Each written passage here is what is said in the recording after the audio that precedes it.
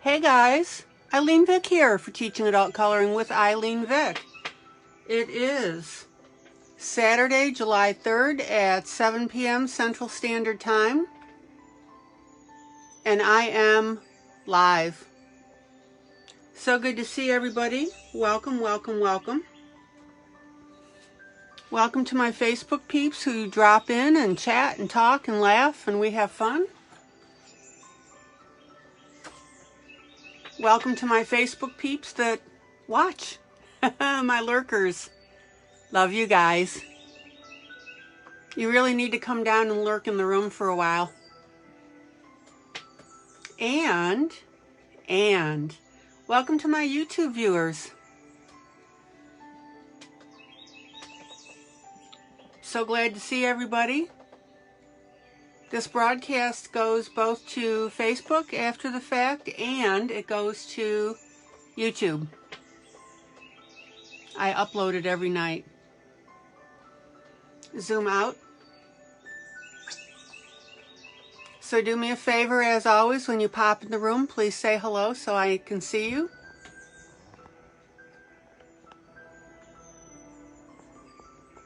And make sure everything's okay. All right, so I am working on, let me get my stuff here, not color morphia, we did that, but I did want to show you the finished piece real quick.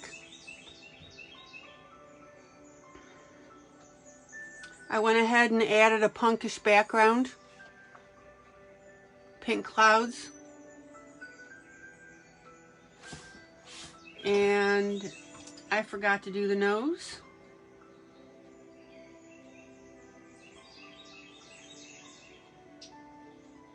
We'll go ahead and do that real quick.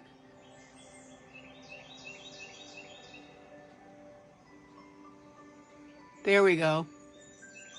Well, hello, Dorothy. Welcome.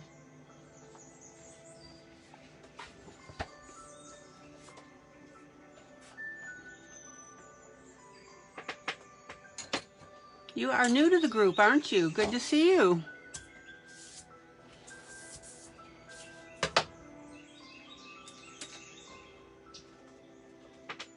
Hi, Pearl. Pearly is here. Dorothy, welcome.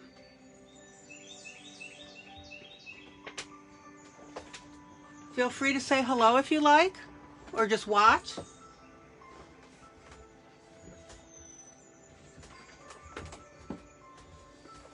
I'm here every night, 7 days a week, 365 days of the year. Okay. Rhonda, welcome. And if somebody would be kind enough to give me a sound check, that would be fantastic. Okay.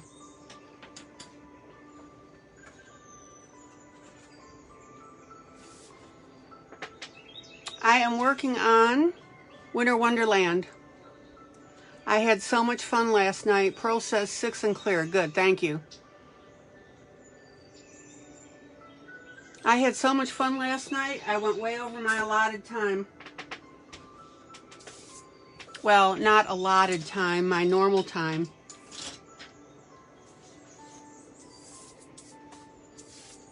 Okay. So, no contest yet to announce.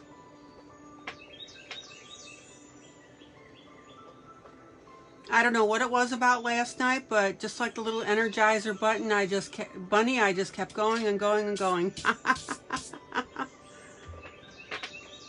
I couldn't help it. It's just one of those nights, you know, it just felt right and I just wanted to keep going.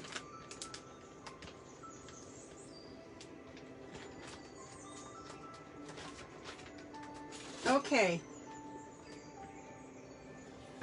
so I'm working on Winter Wonderland. I'm working on this piece and this piece. I do want to correct something though. Oh, Dorothy, you're welcome.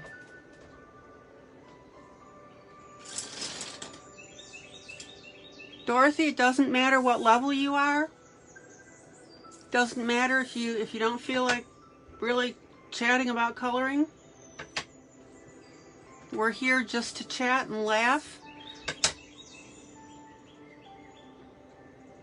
Yeah, it is a warm Christmas room. Isn't it pretty?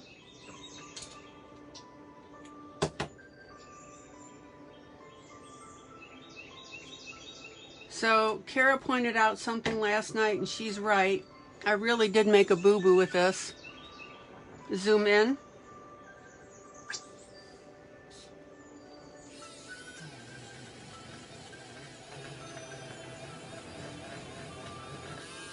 So I'm going to fix that. I mean, it's not a big deal, but you know, it's just one of those things you want it to be right.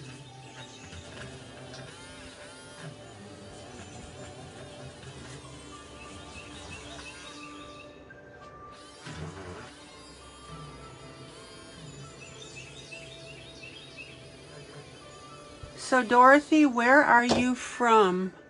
I am in Cookeville, Tennessee, which is about an hour east of Nashville.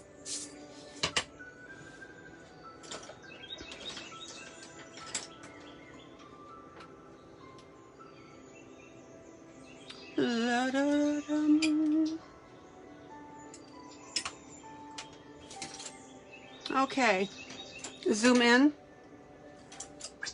So I was coloring these little puppies, and I really did put the shading on the wrong side. So I'm going to fix that.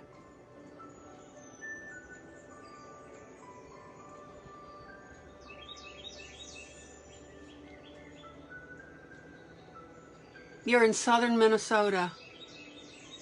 How's your weather there?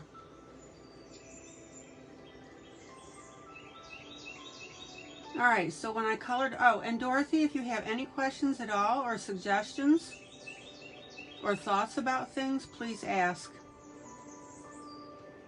This is why I'm live. And a lot of my peeps, what they do is they'll color while I'm broadcasting, and we chat. Or if you just want to watch, that's fine too.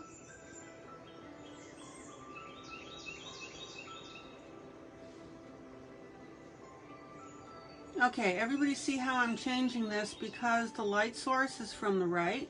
Excuse me, left. I don't know my left and my right, do you?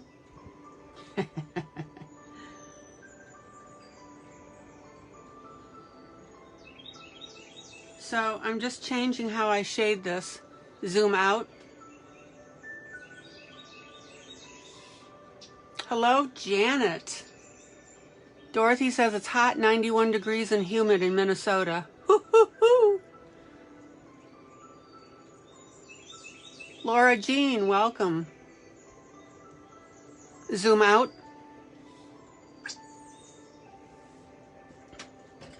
Okay, so I'm just fixing the shading because really I did a no-no.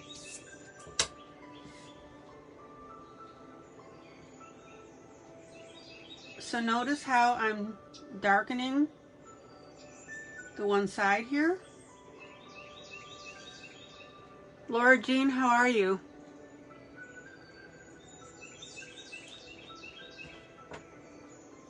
I hope you're having a good Saturday.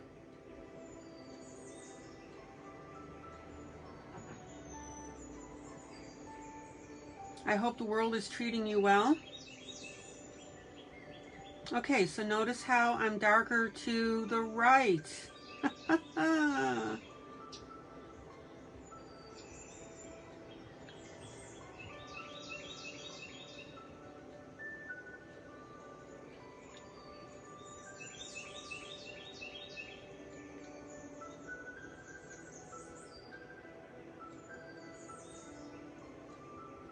And don't forget, for anybody that needs it, if you need prayer, I'm doing great, Laura Jean, thank you.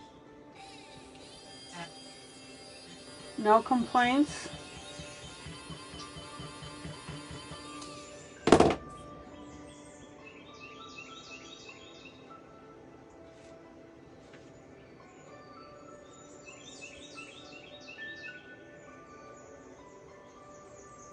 Okay, so I'm just changing up the shading here a little bit.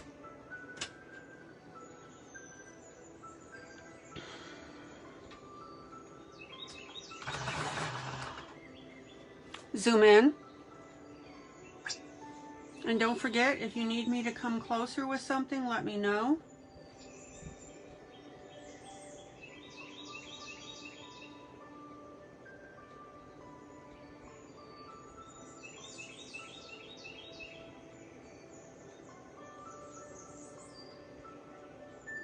Okay, everybody notice now. I'd like for you to color with gel pens so I can get some tips. Okay.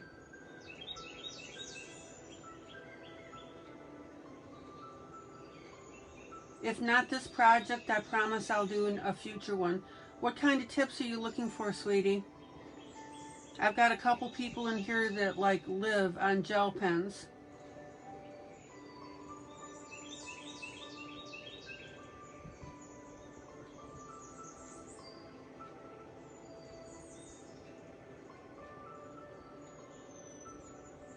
Okay, everybody see how I'm changing the light source?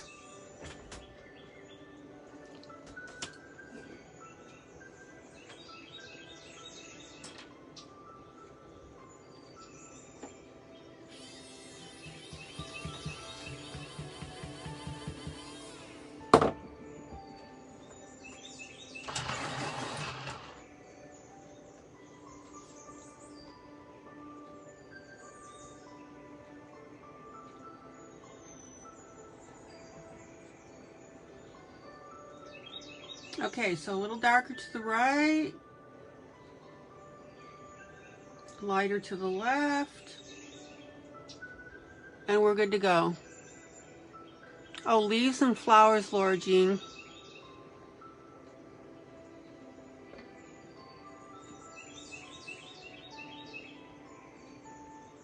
And if everybody will welcome Janet into the room, that would be great. Janet Dawson Lushan. Oh no, I'm sorry. Excuse me. I'm wrong. Oops. I do that every once in a while. Sorry. Dorothy Turnblad. She's from Minnesota, southern Minnesota, and she says it's hot, 91 degrees and humid.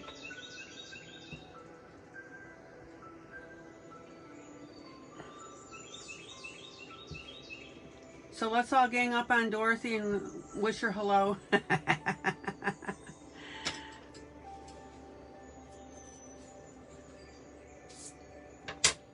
Rita! Rita from Santa Fe, New Mexico, who used to live in Guatemala.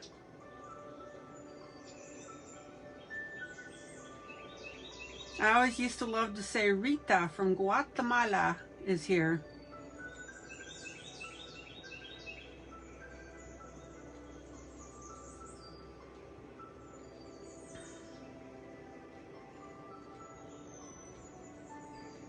So Janet, you can see that Dorothy, you can see that we have a lot of fun in here.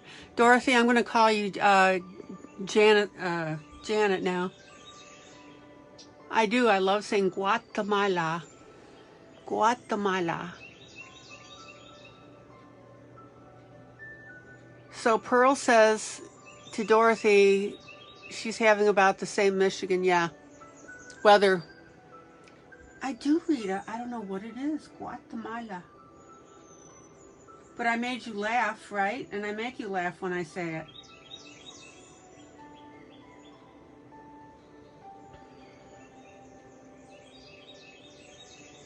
Okay, now we're getting a better color.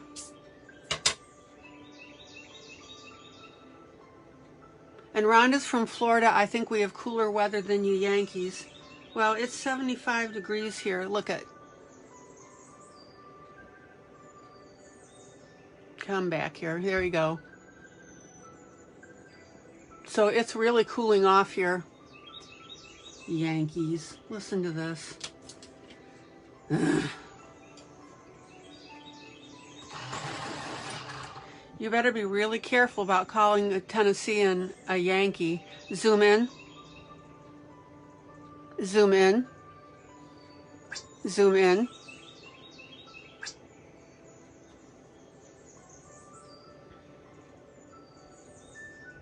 Okay, everybody notice how I'm darkening to the right, because our light source is from the left, which is the fireplace, which I colored.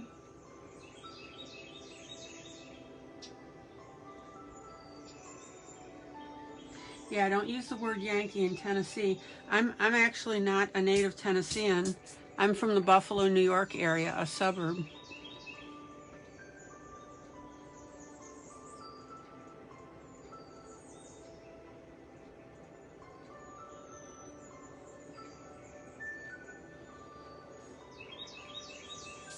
Okay. Yeah, it's been Dorothy, you're right, the hottest summer in many years, and muggy, but I can't complain because there are a lot of states out there that desperately need water and rain.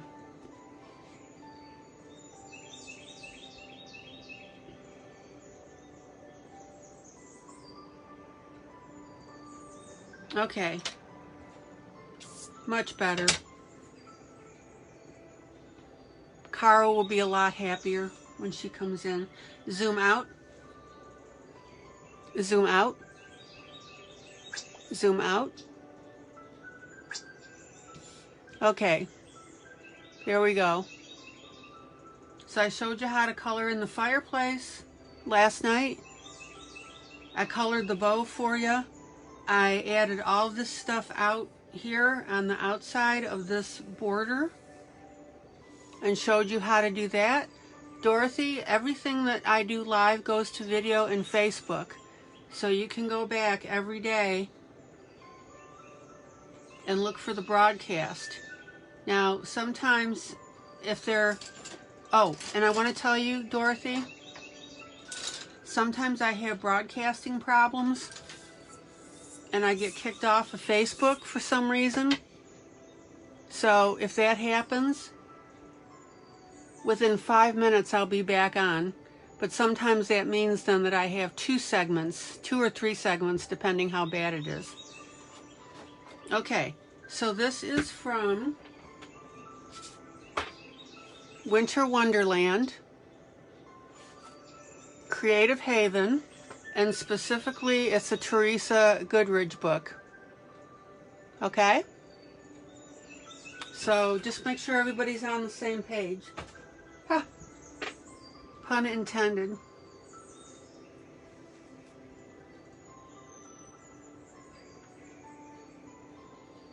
Dorothy, what kind of things do you like to color? Okay, I'm going to flip over to this page for a while, and I'll be flipping back and forth. Maybe, we'll see. Depends what you guys want, depends what mood I'm in.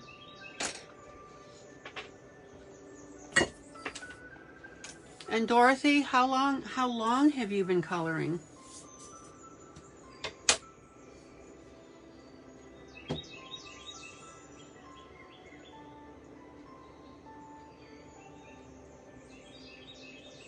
Okay.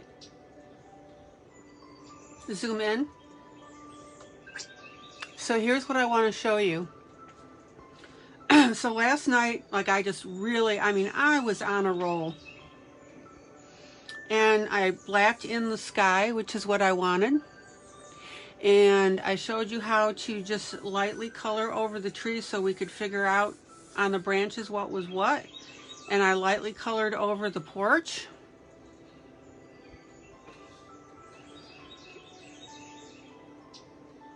Hi, Amy. Happy 4th back to you. Tomorrow, it'll be tomorrow, of course. Let me grab a little bit of water.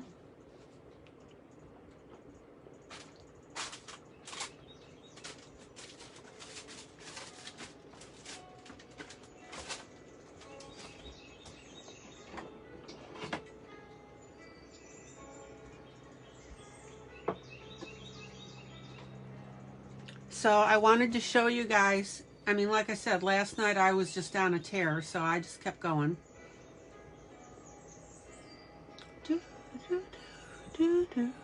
So what I want to show you tonight, as I'm going on this, I'm really making a big deal out of this light here reflecting on everything up in on the rest of the picture because we've got nighttime.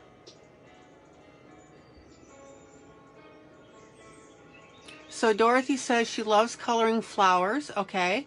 I have been coloring for about 14 years. You're 84 years old. Woohoo! Favorite pastime when you were a child? Oh yeah.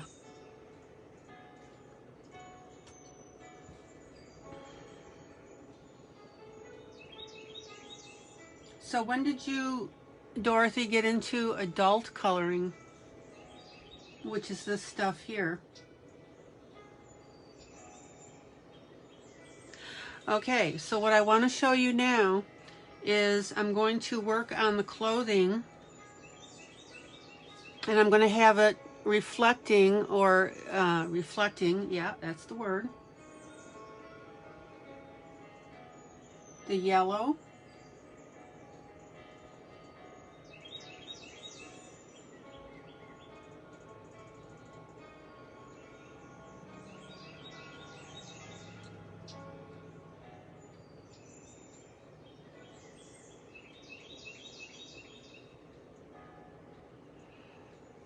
everybody see how I'm doing that?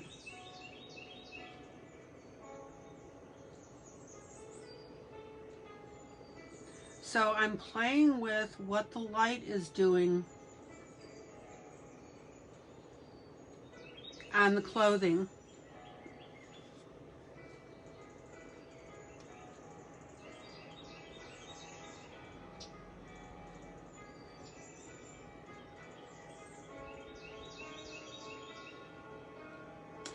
And when you're coloring, I want you to think about stuff like that. And I'll tell you why. Because when you take the time to add in these details, that's a wow factor.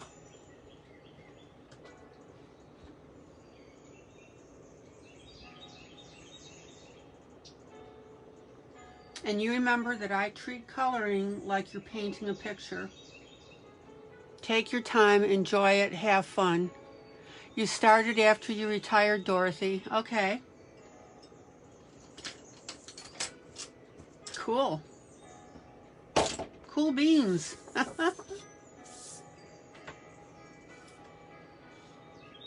Well, we'd love to have you post your work in the group. How did you find my group? Okay, so let's start getting our outfits done.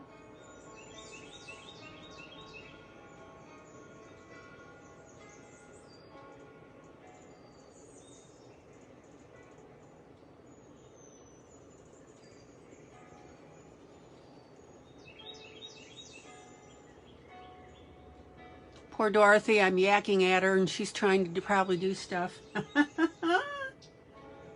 We're a friendly group, Dorothy. We're family. We really are, and you'll find that out. We are family. Da, da, da, da, da, da. Zoom in. Okay, blend your pencil.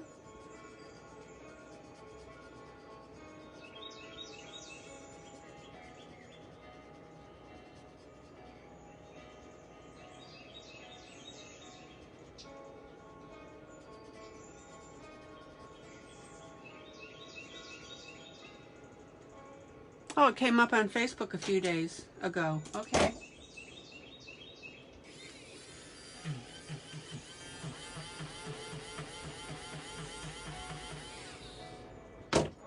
Well, I am here for everybody every day without fail, basically, unless something happens like my service goes out.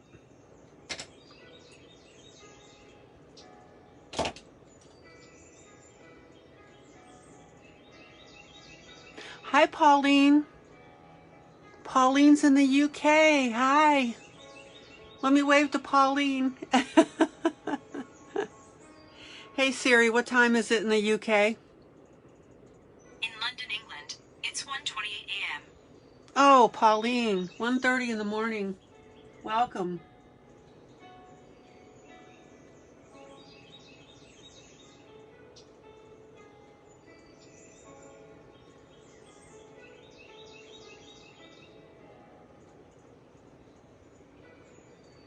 Delighted to have my Brits in the room.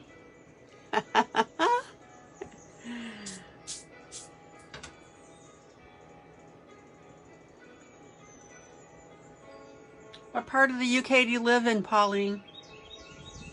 I was just talking to Dorothy. Dorothy's new. She's from Minnesota here in the States.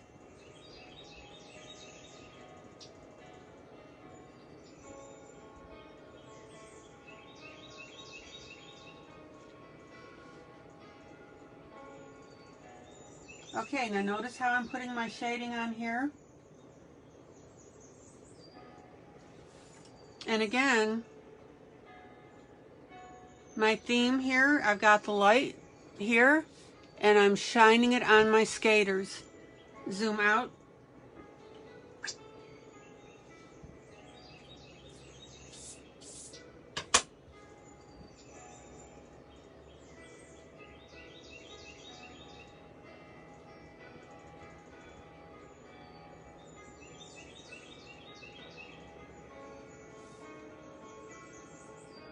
So Dorothy found out about us because it came up on Facebook, and Pauline is new from the UK. All right.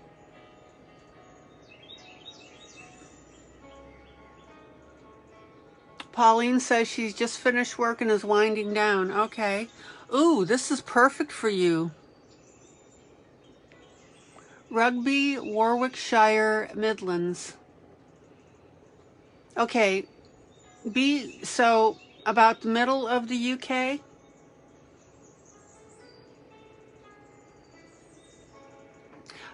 Dorothy, I use different pencils. I've got like 12 brands.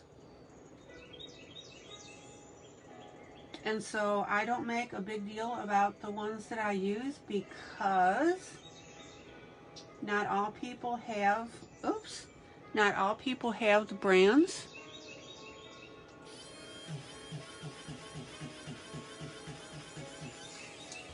Well, Pauline, we're here, and I hope we can give you a laugh or two.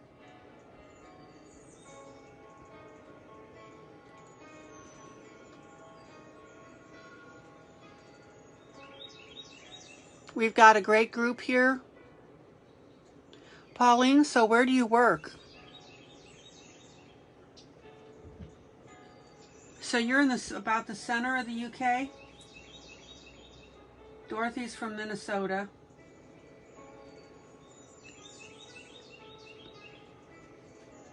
Okay.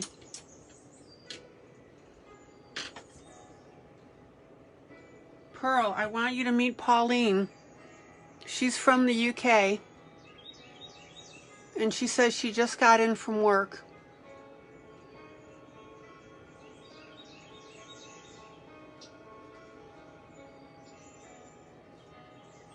So she's probably going to grab a bite to eat and put her feet up and listen to us chat. Oh, I love you guys. Okay, everybody see how this is starting to work? Oh, she works in a local store. Okay.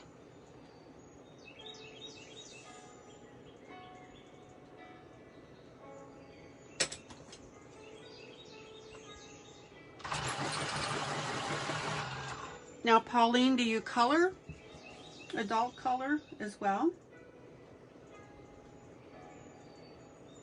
Oh, I don't like that color. It's too purple. Hold on.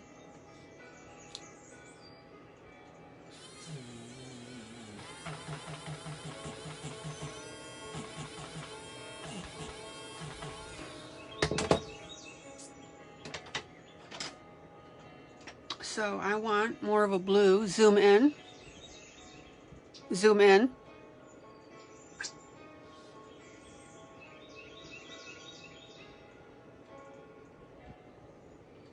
So what I do, guys, to my new people here, is I show you different techniques on coloring pages. that I use. And the reason that I have the moniker, the Queen of Custom Coloring, Helen is from the UK. Helen, Pauline is from your neck of the woods.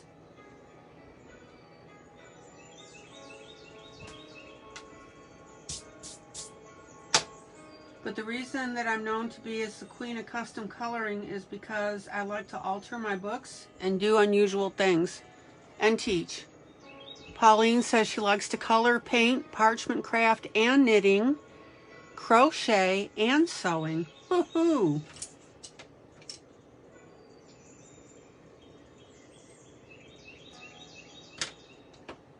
Zoom out. Zoom out. So, Pauline, I'm working on 2 pages tonight, and all this stuff here, you see this border line that's around the outside? I added everything that's on the outside of this page. And I'm teaching you guys how to do that. It's not hard. And I showed you how to color fire.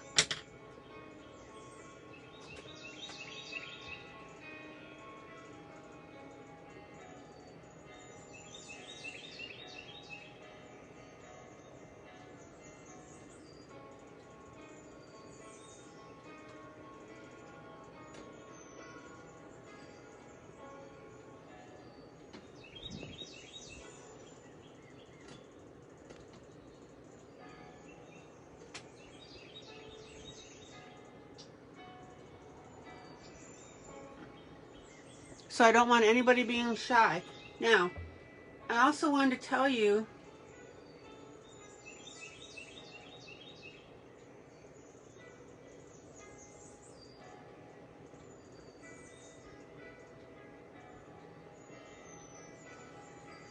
that Helen Elliston is an author, and she's got colorist special effects, and book 2 talks about how to color fire.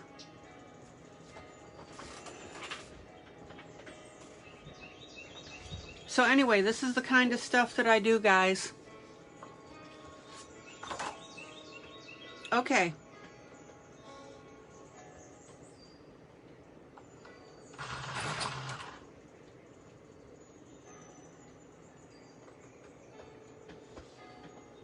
So let's go ahead and zoom in. Zoom in.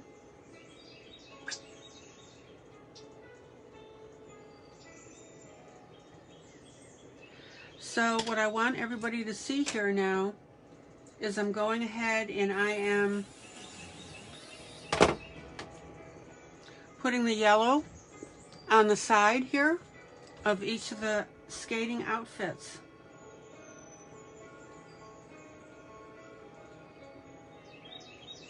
And skaters.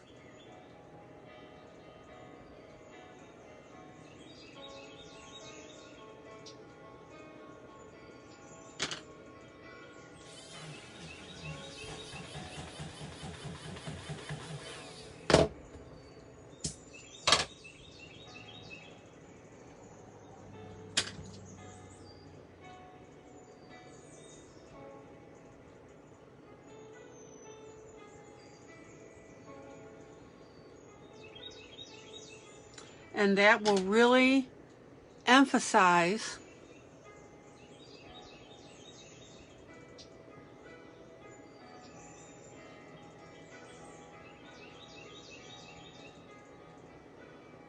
that light.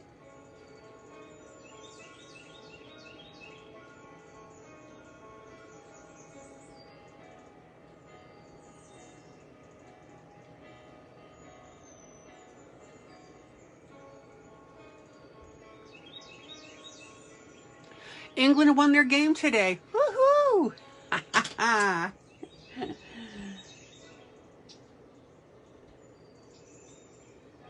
So this is for football,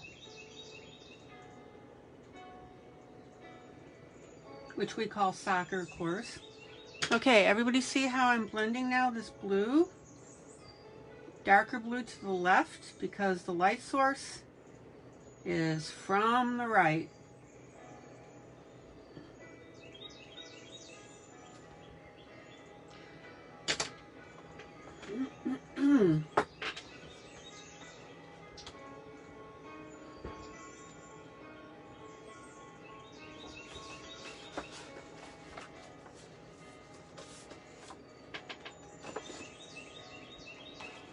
Well, Pauline, I'm so glad that you're a night owl, because that makes this perfect for you to be in our group.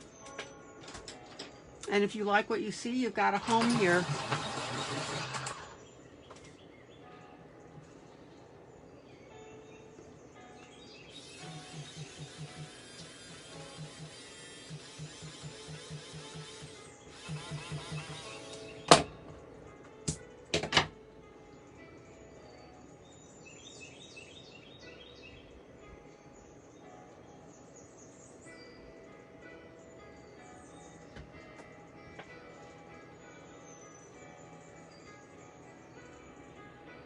Pauline says everybody was coming into the shop buying beer and alcohol to celebrate. Yeah, I bet.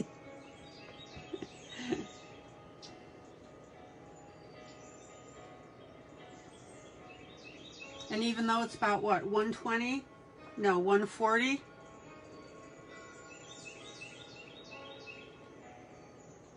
Good thing it's a weekend. Everybody can recover tomorrow, Sunday.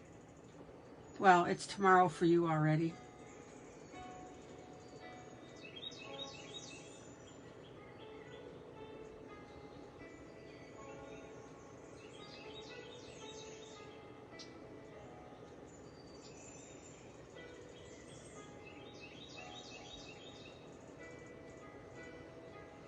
Okay, notice how I am. What was the team that England was playing?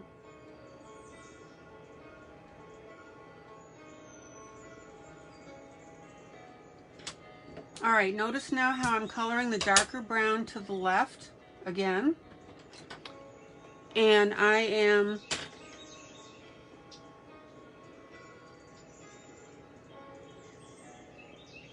oh, you've been doing this 20 years, Pauline.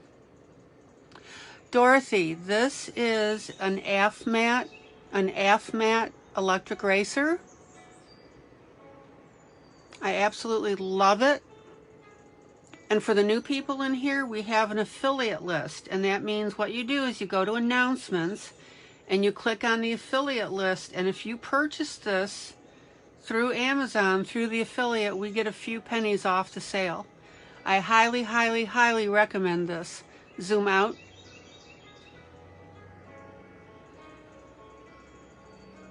Zoom out.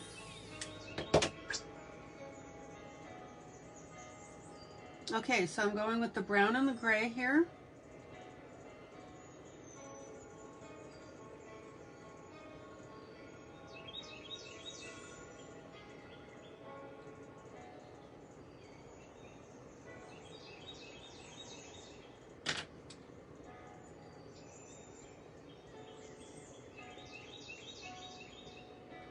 The coloring books that I color from are in the affiliate list if you're ever interested. Although for those of you that are in the UK, it doesn't really work for you because that's a whole different thing.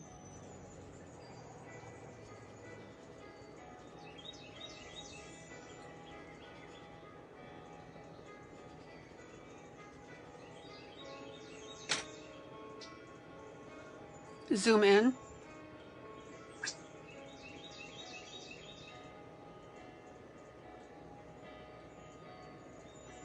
"20 years that you worked at that store. Wow."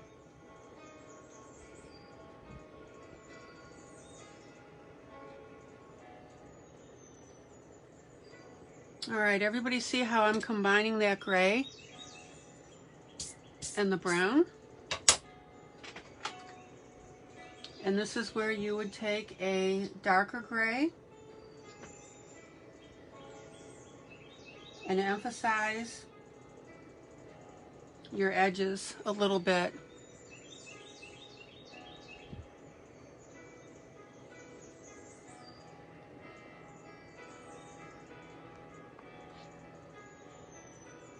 Oh, okay. So Rita says, I need an electric eraser today. I made a bad color choice, but in addition to a picture, and I spent a lot of time erasing and redoing it. Good for you. And I think it's turning out much better.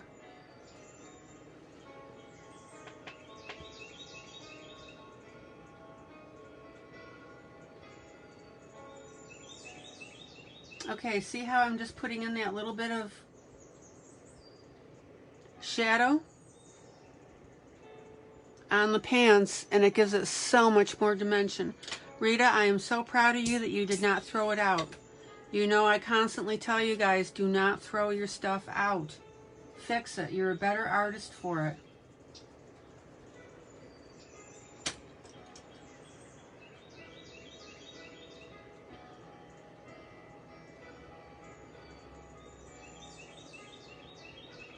Okay. Now the other thing that I want you to notice also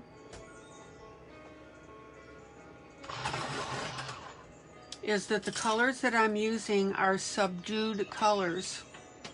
And that's because this is kind of an old-fashioned thingy. So this is where I want you to read your coloring piece.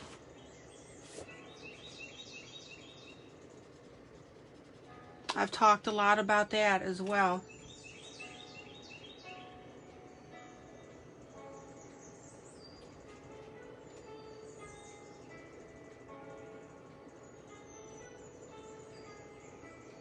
So before you start to color your piece, take a look at it and ask yourself what's being conveyed. So darker to my left, everybody see that? So Rita says, I kept hearing those words, don't throw it out, erase it, redo it, you can fix it, and I just did it. Rita, I'm wonderful.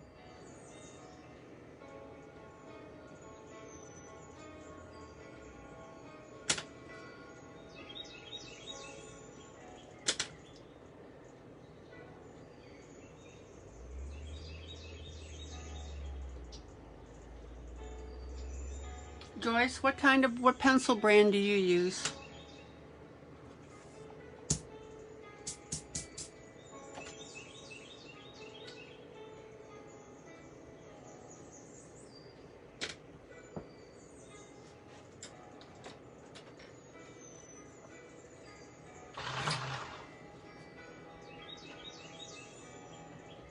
And again, guys, if you go into our affiliate list, you'll find that AFMAT eraser. For a sharpener, I love the Linkyo, Linkyo. That's what you periodically hear in the background.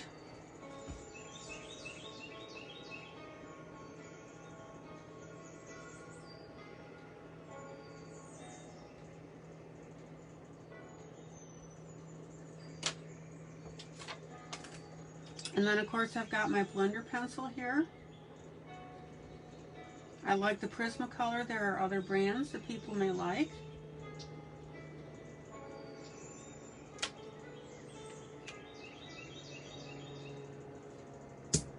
Rhonda got a Linkyo and she loves it.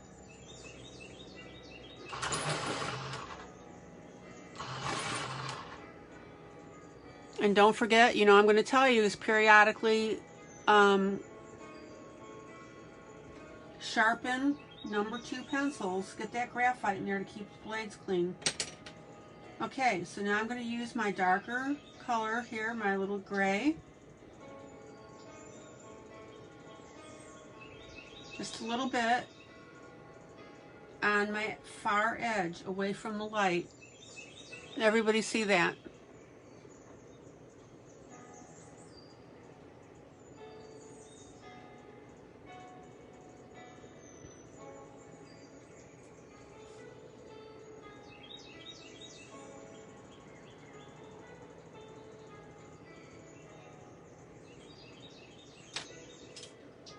And I'm going to leave his skates white.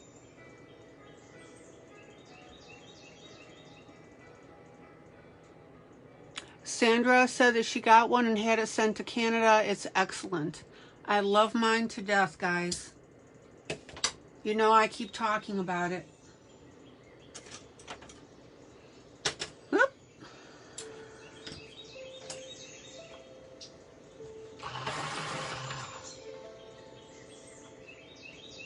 And Sandra, I know that that cost you extra money. Doggone it, I hate that for you. I forgot her sleeve. You guys didn't tell me.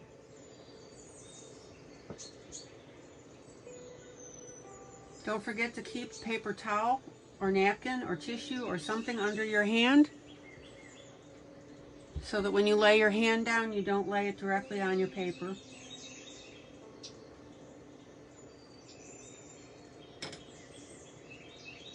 All right.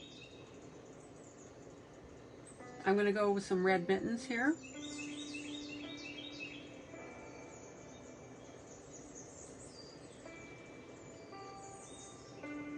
And a red hat. It actually looks a little pink.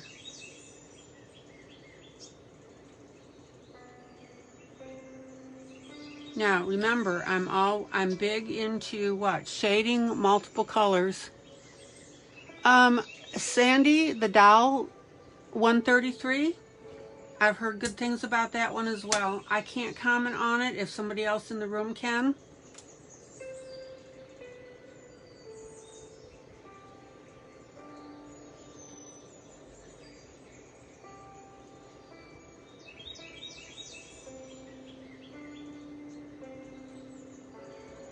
Okay, so I'm going to blend in that pencil, and then I am going to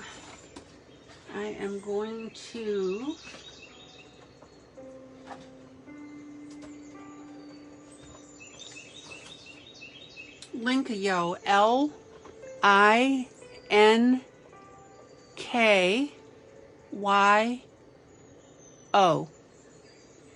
L-I-N-K-Y-O.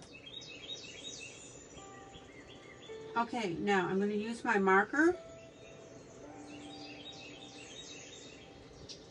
to shade the outside of the glove.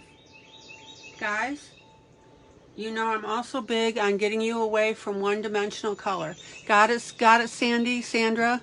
Yeah, Sandy. L-I-N-K, like a chain link, Y-O. And again, it's in our affiliate list at the top of the group.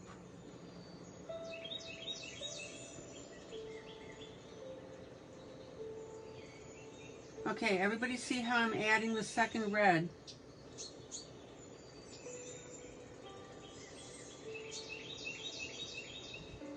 I want you to get used to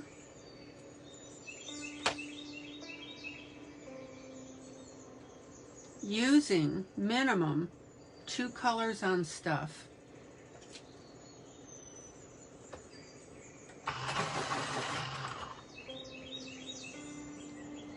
Okay, now we got a little ribbon in here. What's the name of the eraser that I use? This is the AFMAT, A-F-M-A-T.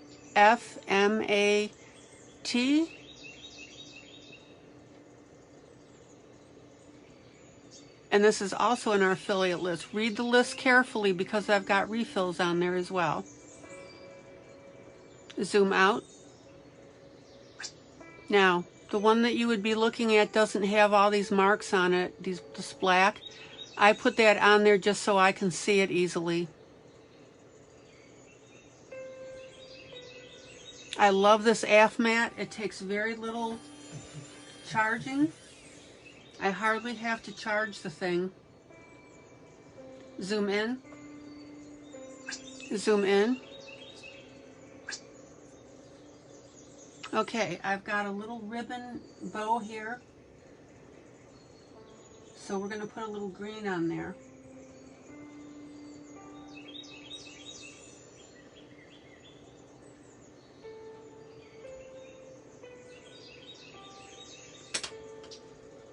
Now, this is going to get a little dicey because I've got a teeny tiny spot for the scarf. So we'll go ahead, I'm going to make that blue.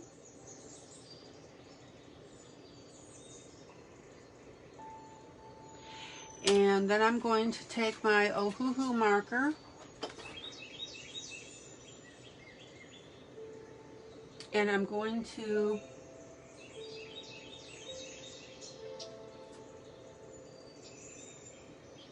picked the wrong one. Oh, I am a funny bunny sometimes. And I'm going to use the dark blue towards the outside. Everybody see that? Just a teeny tiny bit.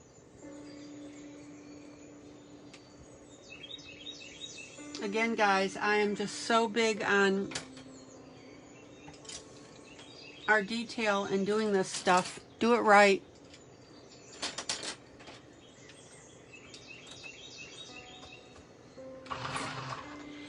And then I'm just going to go ahead and use a little bit of brown for the hair.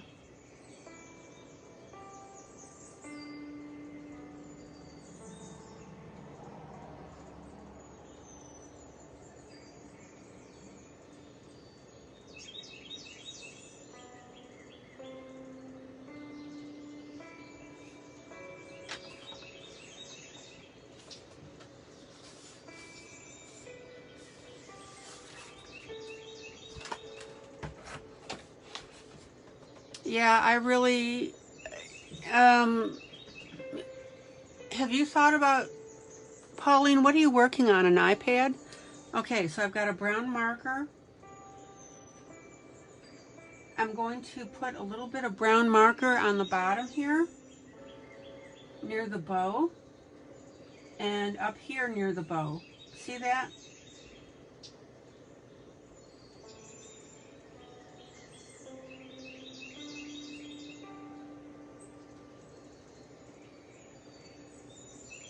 Zoom out. Okay, what you do you have is it an iPhone, Pauline?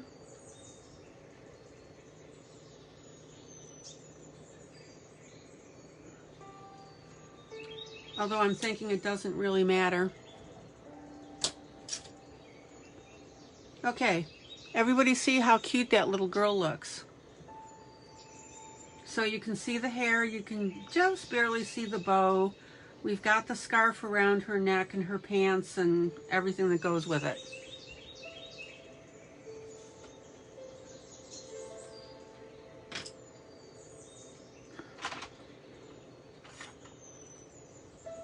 Okay, so I'm going to add a little bit of skin tone to that face on the boy.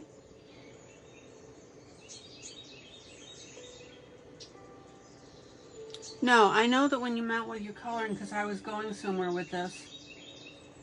You can attach your iPhone via, if you have a smart TV, you can attach your iPhone or phone. Hi, Leslie. Welcome.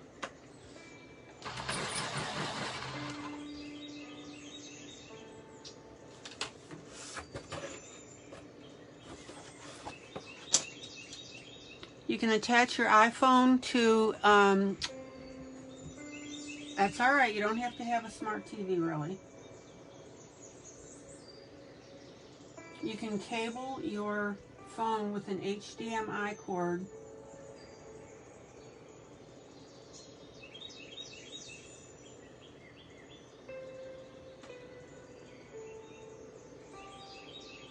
Wait a minute, let me think this through about what I'm telling you. Yeah, for coloring that's not going to work.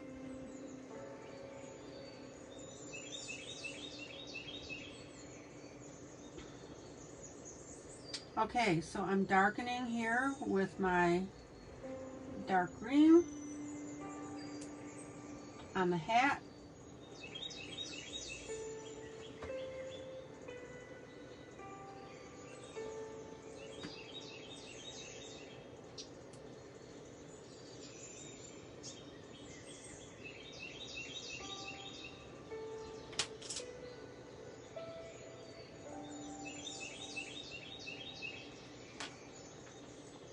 I'm trying to think of a way that you could, have you used a lamp with a magnifier on it?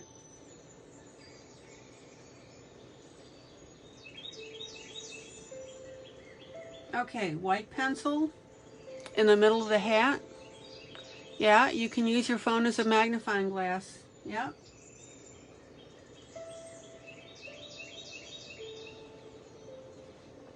You can also buy a light that has a magnifier built into it. Alright, everybody see how I've got that white now on this cap?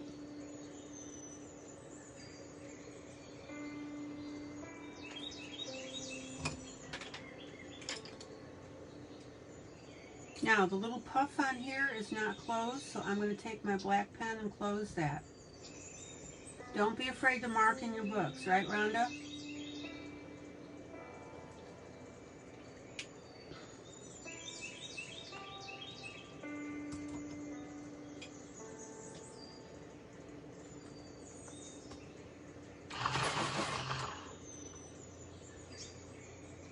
And then I'm going to, let's see, our scarf is going to go around here. I'm going to get a little more red. I don't like that. I don't like it.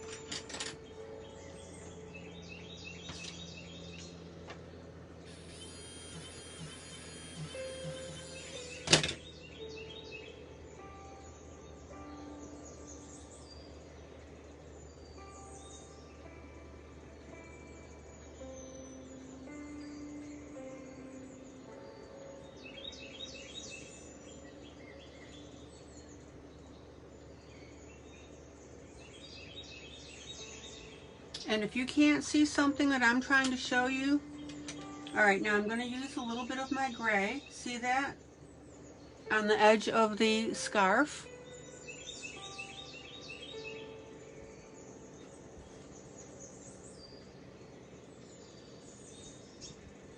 And see how that gives me dimension. Gosh, these are small. Am I close enough for everybody to see everything clearly?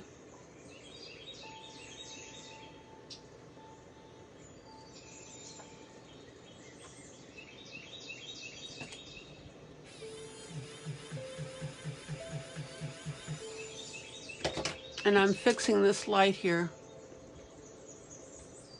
So we've got the yellowish orange on the one side, and then I'm going to come in with my blue.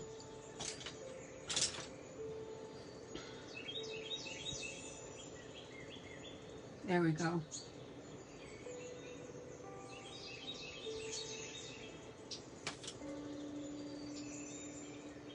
So where I started to go with this, and I think I trailed off in my comment, which happens once in a while. If you need me to get closer, you gotta holler at me.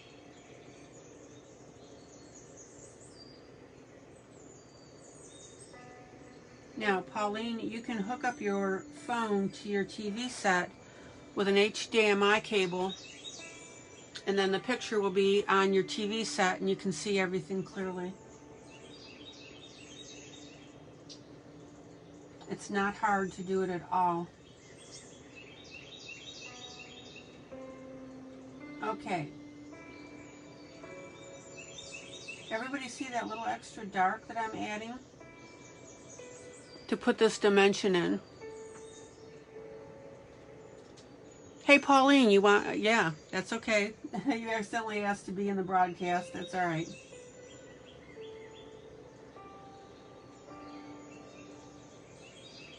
Zoom out.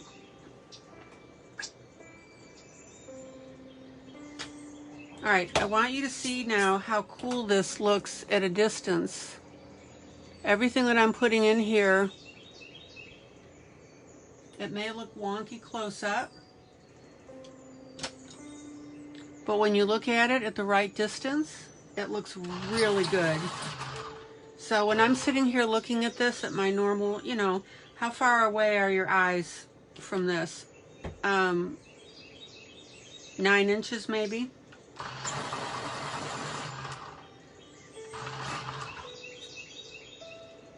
Zoom in. Zoom in.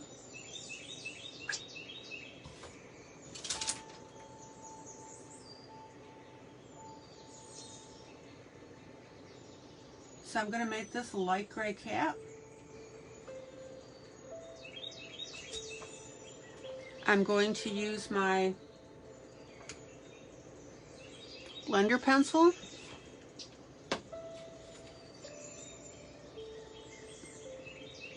to smooth out anything that's rough there. And roughness depends on your pencil brand and your paper.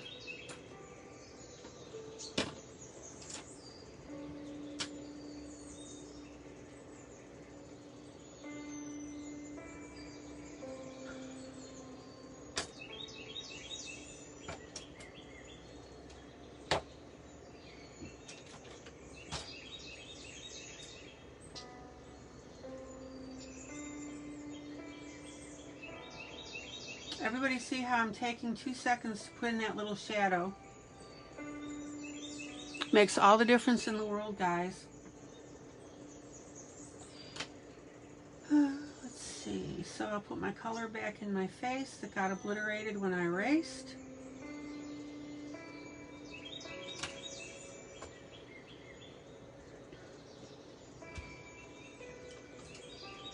And then I will make some green mittens.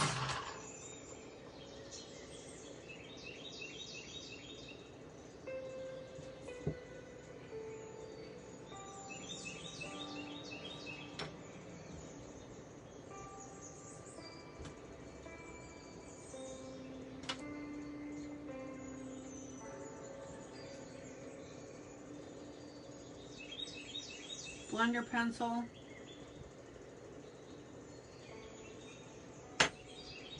And then I'm going to use my touch of gray on here. Now, you may be wondering why I'm going nuts with this gray color on everything. Again, I want it to look old-fashioned. Okay? All right. Puff on her head. We'll make that green for Christmassy. Blend. A little bit of gray.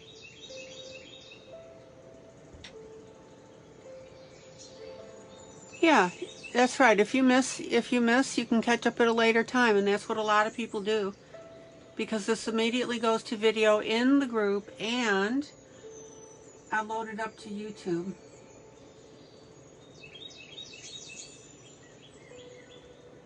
Anybody have any question about what I'm doing? Comments? Do you like it? Zoom out. Zoom out.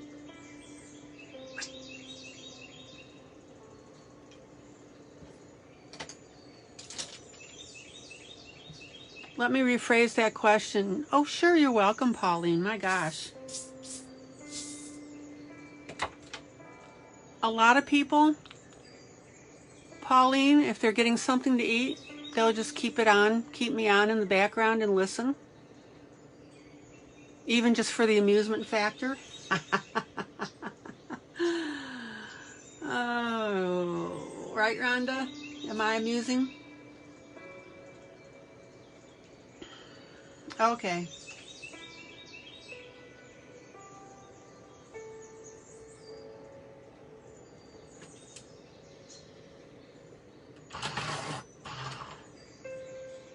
Yep. Like I said, I'm picking up the shine. Shine on. Okay. So let's go with some gray on these pants here.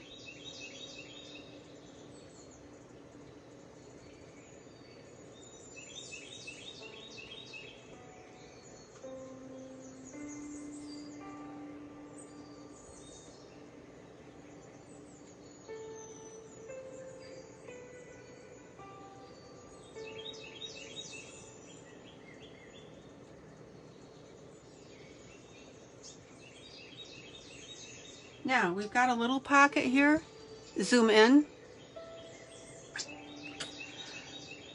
You know, Dorothy, everybody tells me that when I'm coloring. I've had several people tell me that they'll see something that I'm working on, and they don't necessarily like it. And they'll say, but ILene, then you finish it and it looks absolutely great. So yes, thank you for the comment. Rita, yes. Well, okay.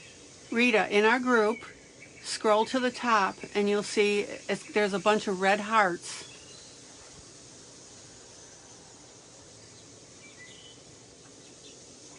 And it says affiliate list. And you click on that and that'll take you to the list of everything that's on there. And if there's something missing that you want, all you have to do is text me and I will go ahead and put it on there for, well, actually I'll send you the link, but I'll also put it on there.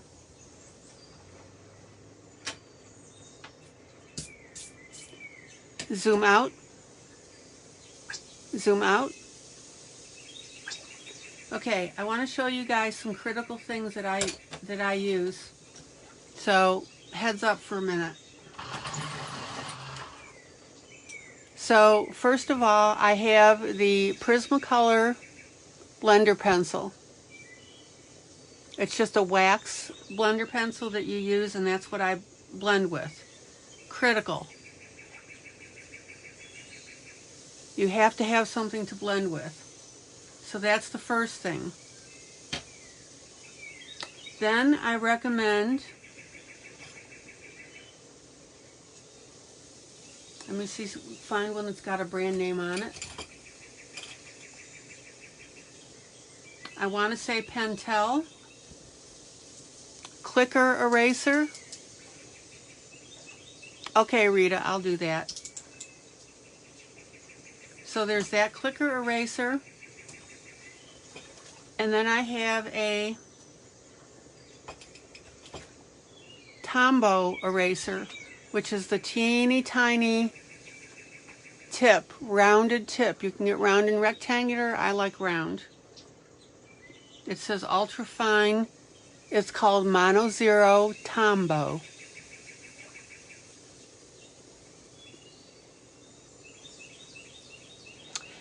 So, let's see. And then I like the Prismacolor white pencil. I just buy these as standalone. These seem to be the best for me for white. Now, obviously, other people like other things, but this is what I use. Because I use white pencil to blend with. And then, if I can pull it out far enough, I've got, the Linkyo electric eraser, Linkyo. It's about $29, and it's got the adjustable holes on it for different size pencils. Absolutely love it. And then, for hand erasing, which is going to sound weird, but I bought these little cheapy sharpeners in bulk. I think there was like 122 of them. And what I do is, when my pencils get really short, like this, I'll just go ahead and use it to sharpen with. I love it. And when the blade goes dead, I just pull out another one. Okay?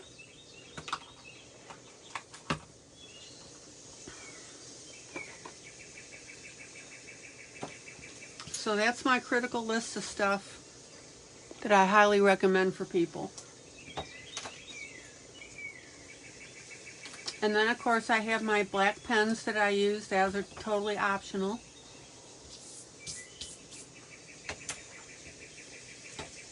And then, of course, we talked about the electric eraser, which is so funny because for years and years I would never use one. And then I got my mitts on one, and it's like pry it out of my, cold, dark hands, cold, dead hands. Okay.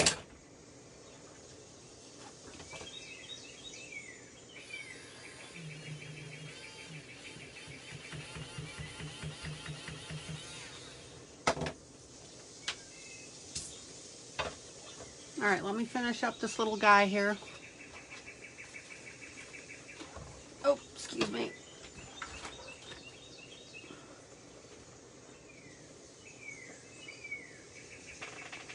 La, da, da, da.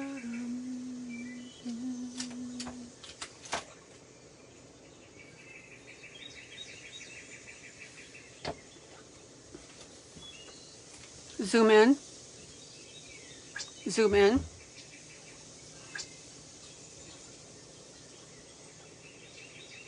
So I'm going to make his shirt purple.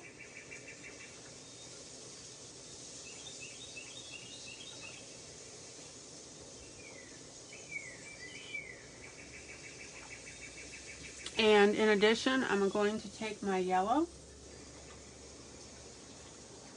and put that little bit of reflection on him from the light.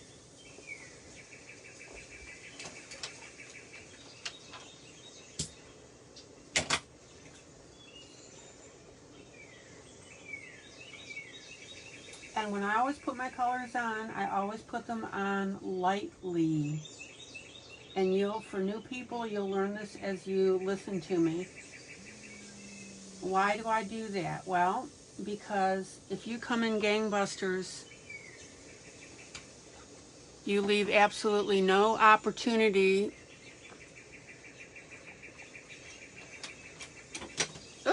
to lighten your piece. So just because you think an area is going to be dark, you still need to tint it with your color.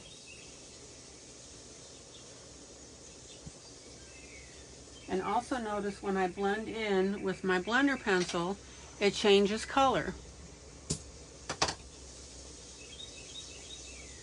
Okay, now I'm going to come through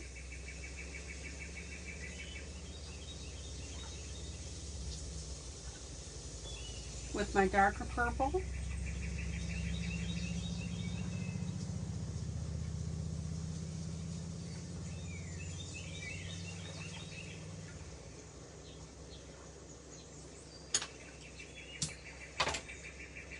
And I'm also going to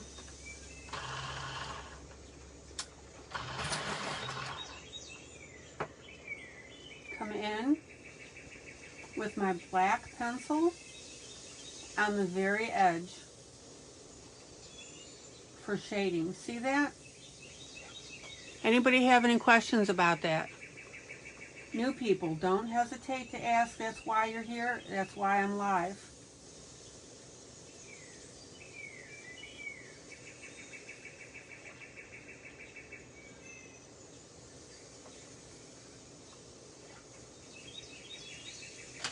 Okay. And if I miss your question, ask me again. Bottom of the skate, I'm going to make black.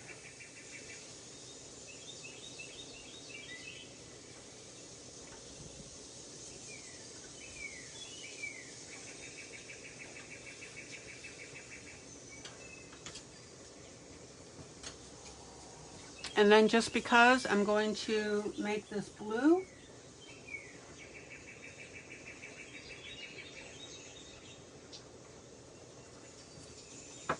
and I want to go back with my dark gray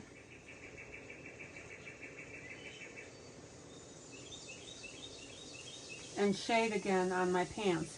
Now, as you color, the composition of the whole thing is going to change. And sometimes you'll be coloring. Yeah, you're right, Pauline. It does look like the reflection. Excuse me, I'm so sorry. Oh, the Northern Lights.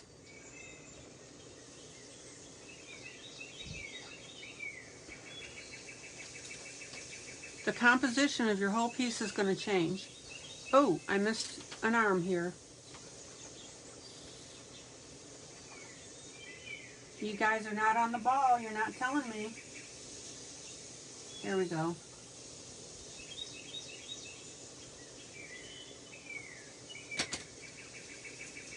A little bit of gray on top for that shading effect. Actually, I haven't finished her, so we're fine.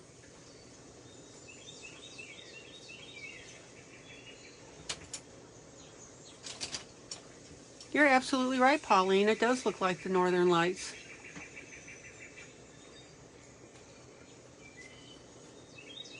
Yeah, remember I drew in this scarf here because the author forgot to do that? So this scarf is drawn in by me. Okay.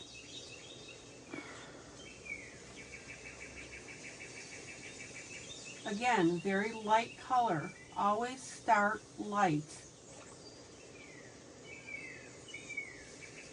What I started to say is one time I was working with a blue and I put it on there and I took my blender pencil to blend it in and it completely changed the color.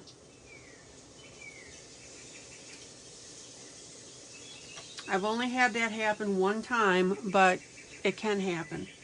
Okay, so we're going to shade in, right?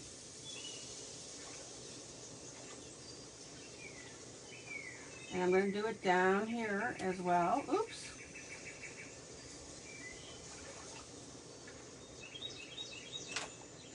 If you break your pencil, you're pressing too hard. Yes, I was pressing too hard.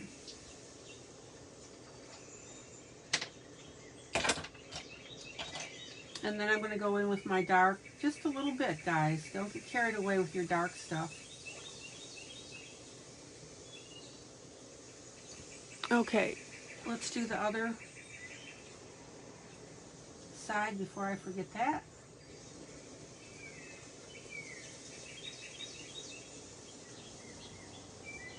So is everybody clear why I really don't specify one color pencil over the other? I have all my colors sorted by, or pencils sorted by color.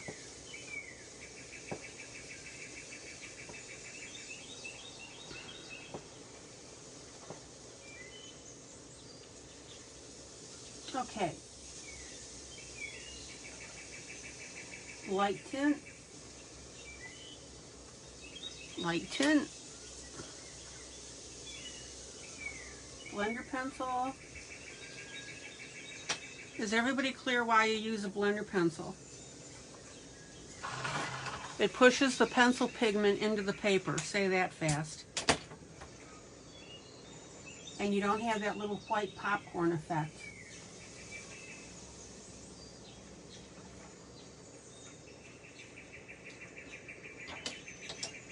And let's go with purple on the hat.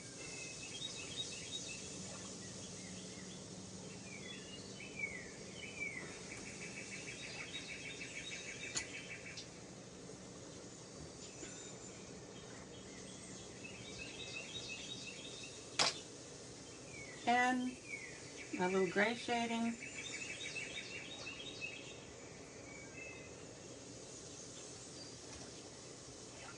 And a little flush on the face. Now, sometimes there are some areas so small you cannot do anything with it. A little gray on here.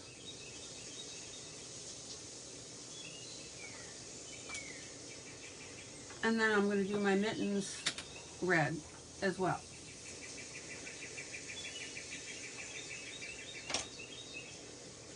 Now, on this little guy here,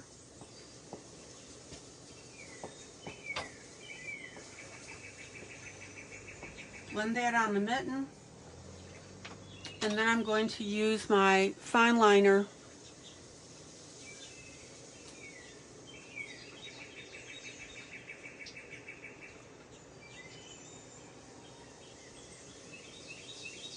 to shade that red. Zoom out.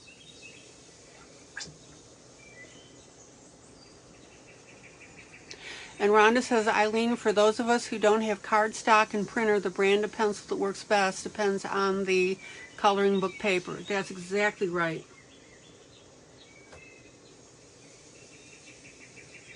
And that's another reason why it's hard for me to recommend one pencil over the other, because every coloring book will use different paper.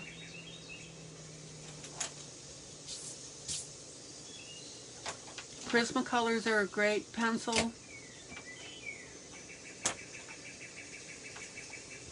The Brutferner are good. I like Arteza.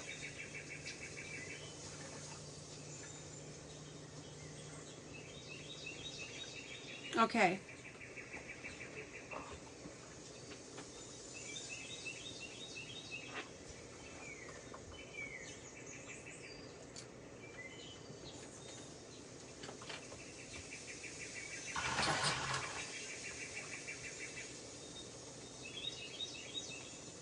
Zoom in.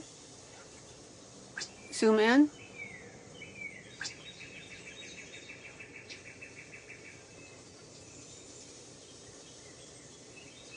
So we'll make his scarf green.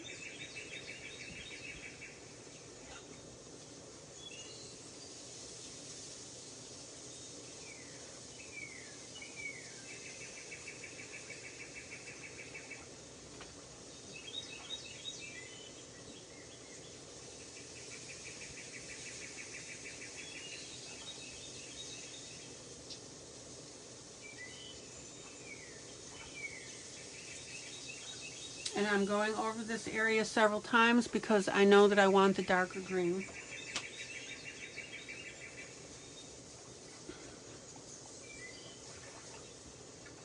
And again, I know that the color looks rough and wonky, but that's because I've got you close up.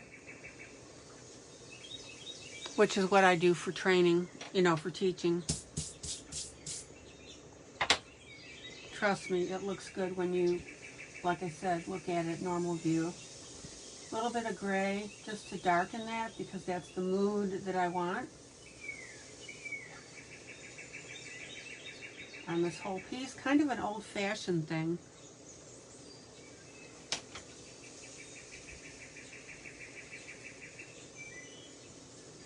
Oh, Rebecca's saying good night. Oh, getting kids out the door to go see the fireworks. Have fun. Be safe. Enjoy.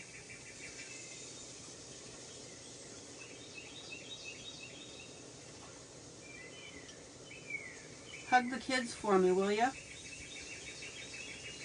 Is Nathan with you guys?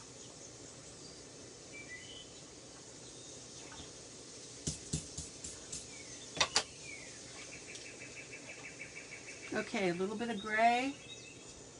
Nathaniel, excuse me.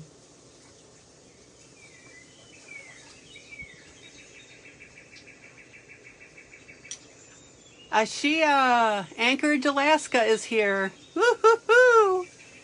High five, darling.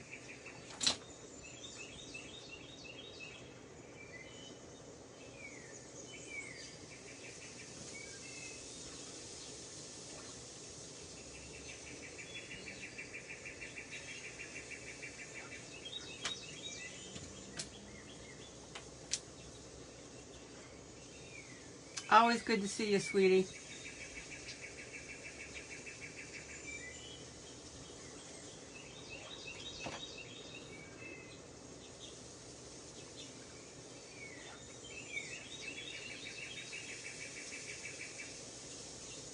Blue hat.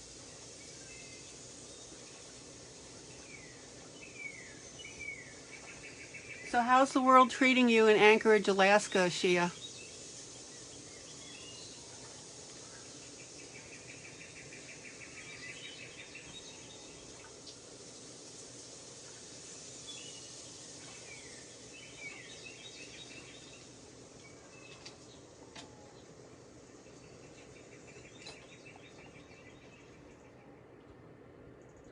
Oh, you love watching me color. Well, thank you.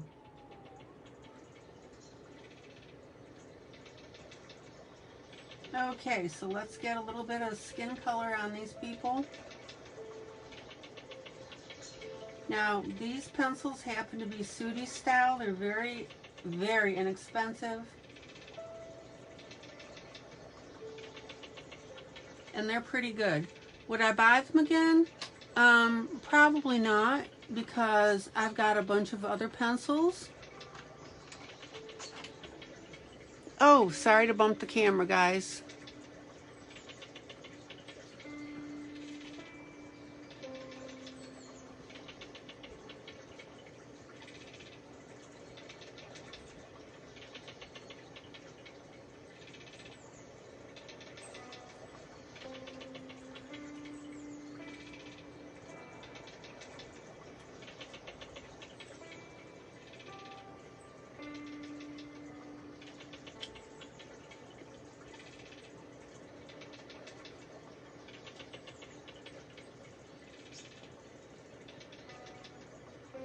It's going good. I'm back to training in Special Olympics. I'm doing this Italian sport called bocce.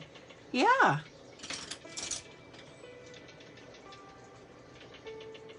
Cool beans. You go, girl.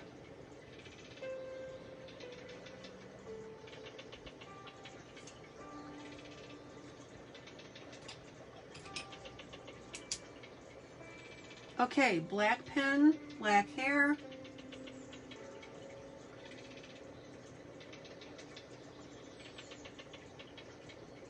See how she's got a little curl right here?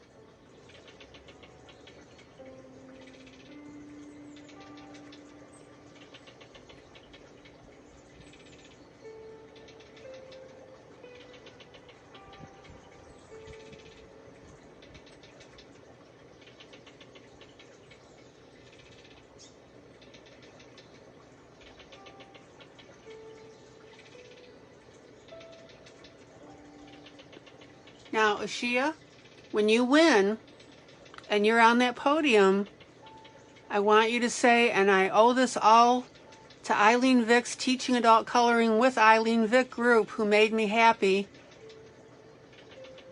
while I watched her color.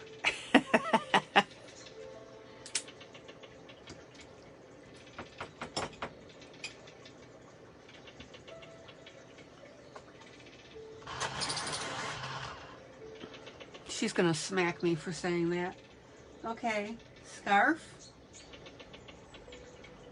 Everybody see how I took the time to figure out what was the hair and what was the scarf on this?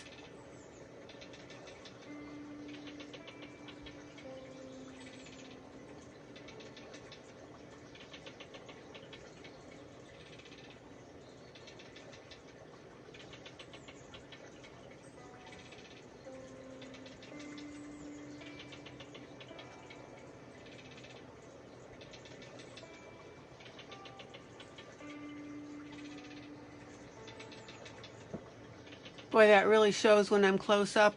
That bounce, doesn't it?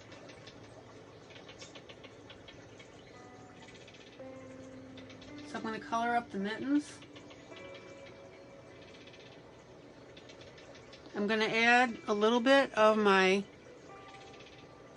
dark gray, because remember, it's just the theme here.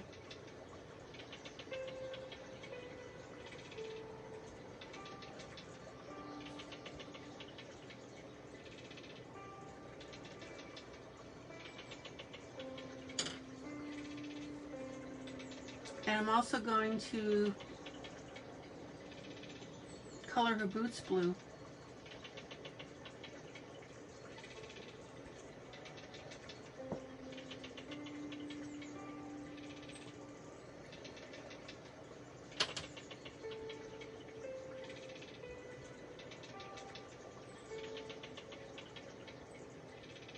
And then we'll go ahead and tinge those with the gray.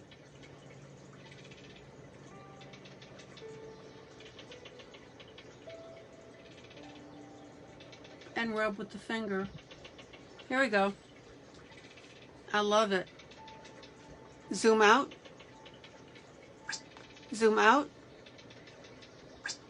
Look at that. What do you think?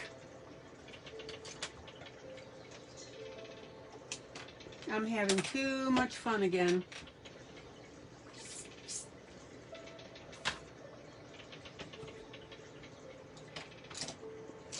Okay, zoom out. Zoom out.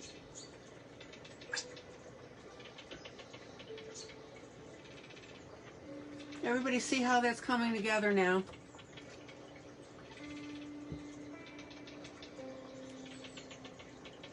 And I'm just emphasizing the faces a little more.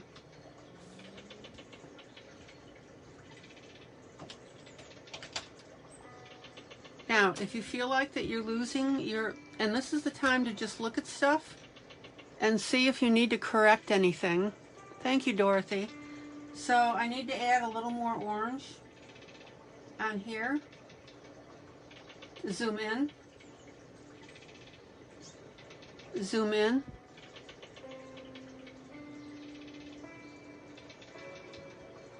Zoom in.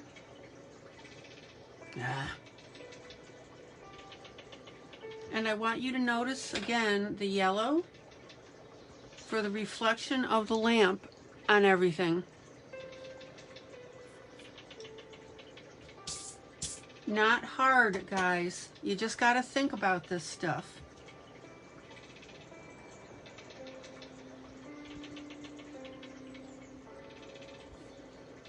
Stop being afraid of your books. Start being creative in them. Right, Rhonda?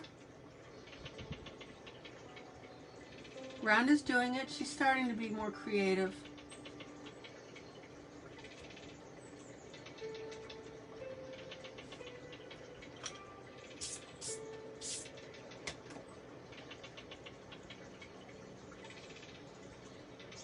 Any questions about why I did something?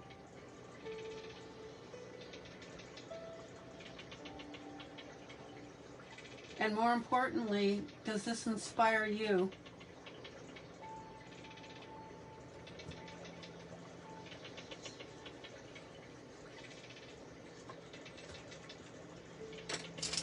Okay.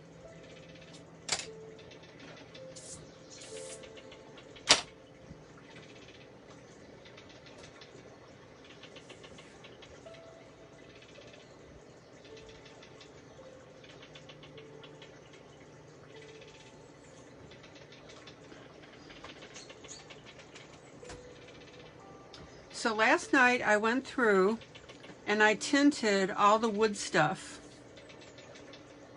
And I did that so I could see what the heck I was doing because it was getting a little confusing.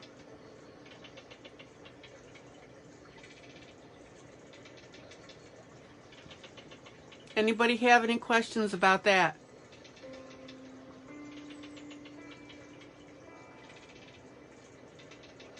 Zoom in. So let's go ahead and start playing with some of this wood and getting that colored up.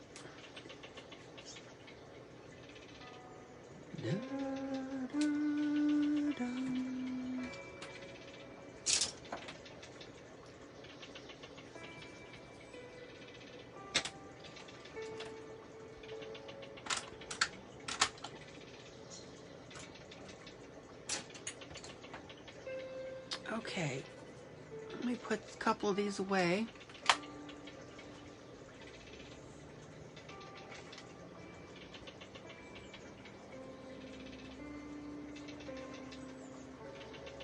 Okay, I found a master color number 1615 that I'm going to be using. Hi, Cindy.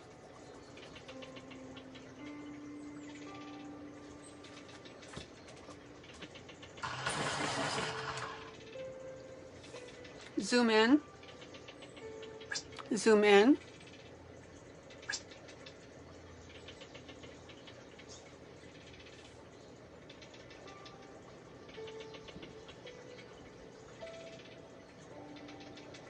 And remember that I went through and I drew some of these lines on the wood to make it look like wood. And I added these little side slashes on the glass.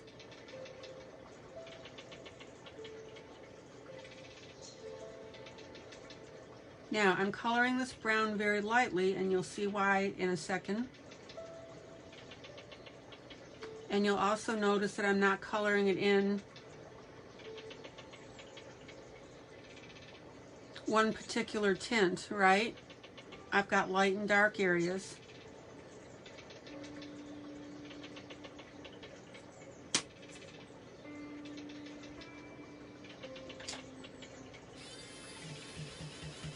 Let me tidy that up. I got outside. That drives me crazy. And now I'm going to go through. I've got a water-based marker. And I'm very lightly and very sparingly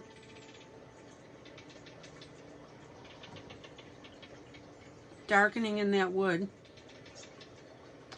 And remember that I told you that if you want to blend it, is you just push it with your finger right away.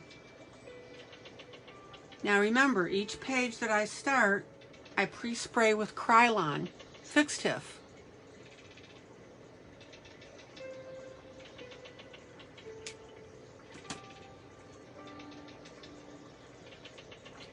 And that Krylon creates a layer for my marker.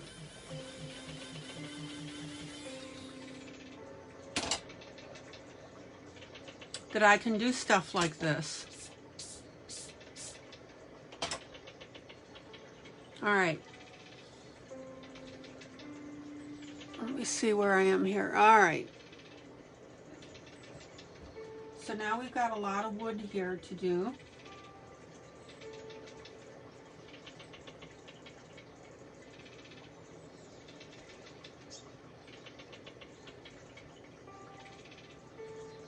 And again, last night I just put a very, very light coloring over everything so I could tell where stuff was.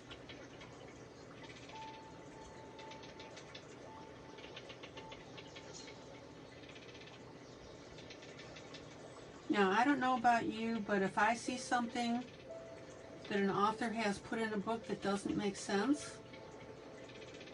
you know, like lines just going somewhere and there's no logical end to it, that drives me crazy.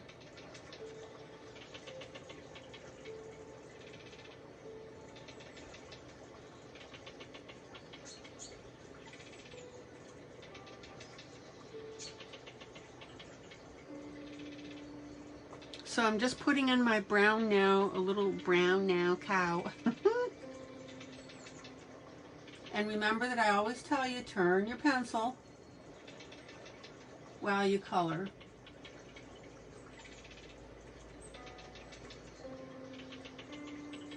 Somebody tell me why I always tell you to do that.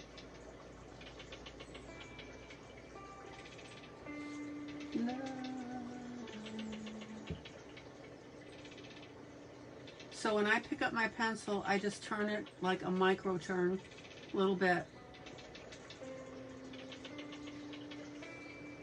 Okay,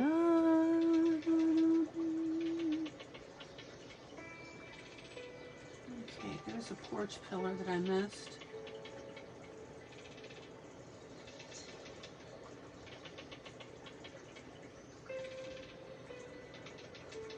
Oh, come on, I know one of you has the answer.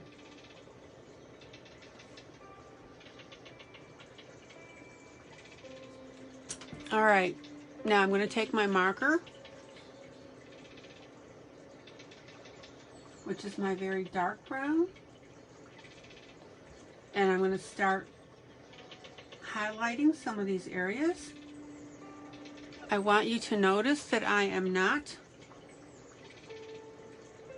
covering the whole thing.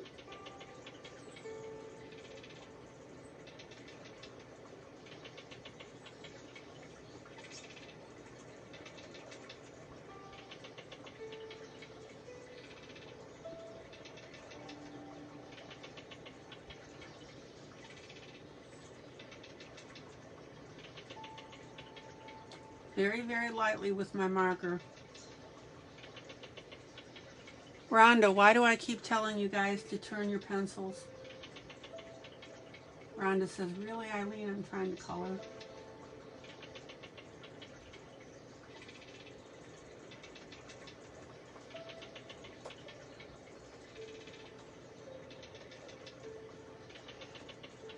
Okay, to keep it sharp, that's right. As you turn your pencil when you're coloring, it keeps the point better. and longer, and then you're not sharpening it, so your pencils last longer. And as your coloring is more accurate. Now see these lines on this vertical piece here? I added those as well, including this knot.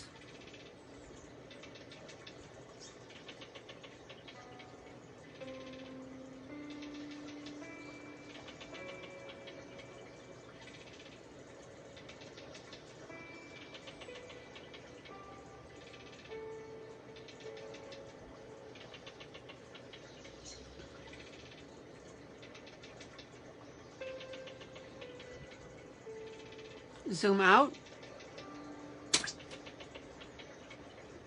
And now back to my brown. And again, if you want to, blend with your finger.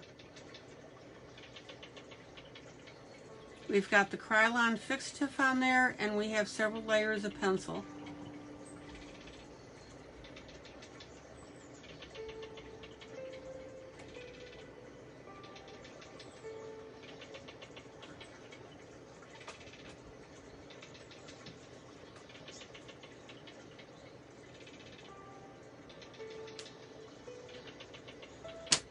Exactly, Rhonda. I don't want to see you holding your pencil near the tip. I want to see you holding your pencil higher, and that way you don't push the pencil into your paper. Zoom out.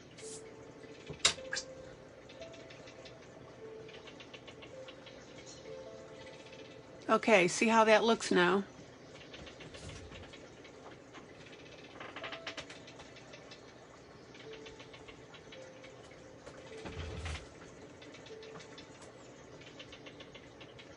Now, I deliberately didn't color the porch because we are going to do that a different color.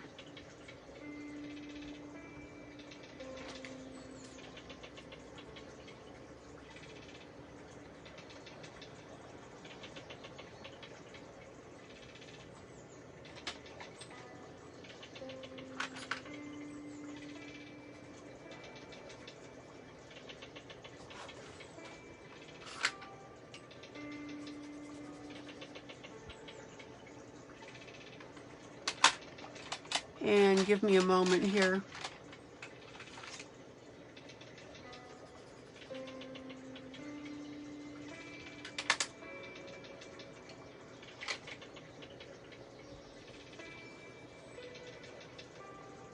Okay, I'm going with the raw sienna, which is neither here nor there.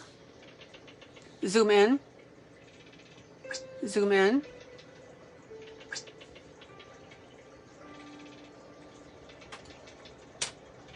And while I'm at it, I'm going to take my pen and I'm going to make this wood.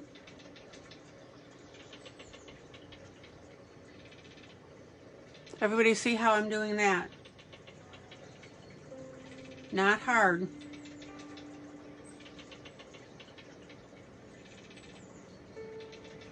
Boom. Done.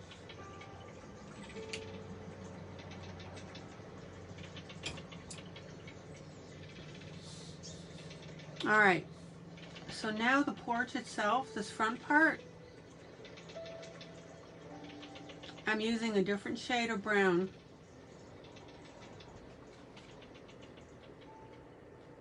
And I want you to notice that this brown is lighter than my other brown because these other items that I colored are in the background. Sarah Wolf Thacker. Hi, sweetie.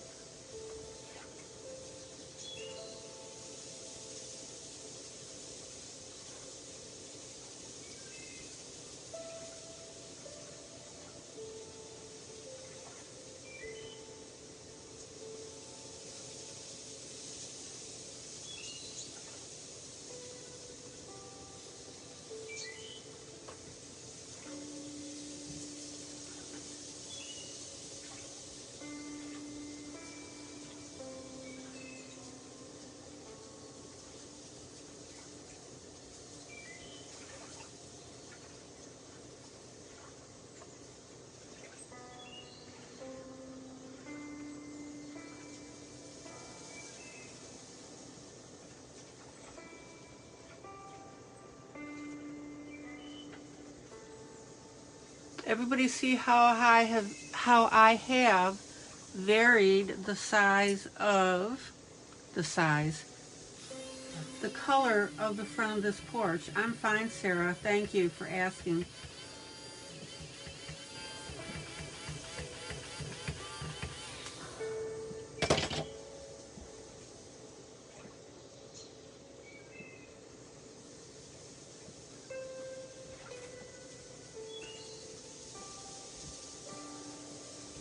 Now,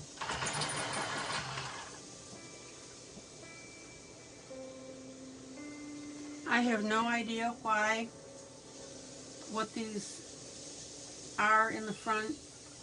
I guess they're in between posts.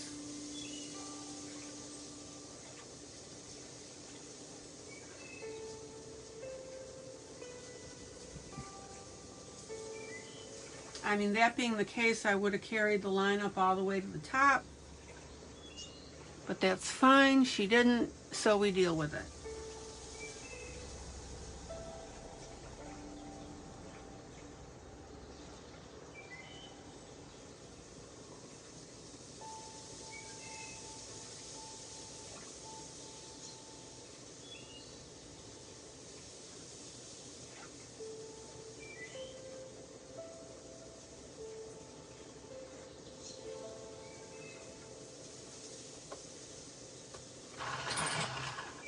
Does everybody see now how this is all coming together?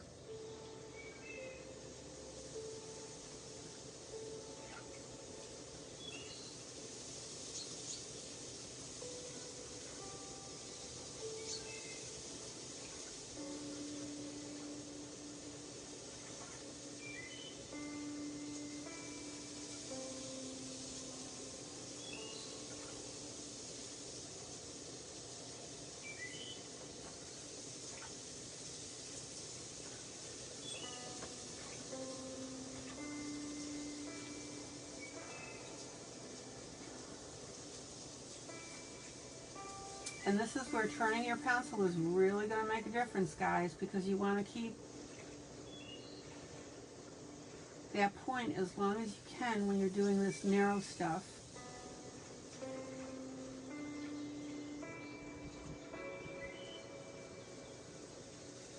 Joyce, any questions so far?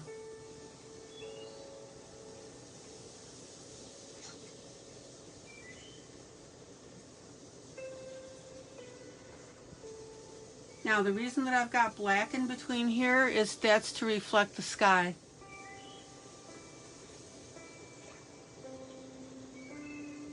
Because the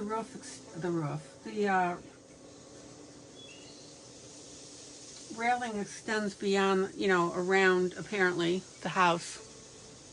Zoom out. Let's take a look at it now. Everybody see why I'm going with the different brown?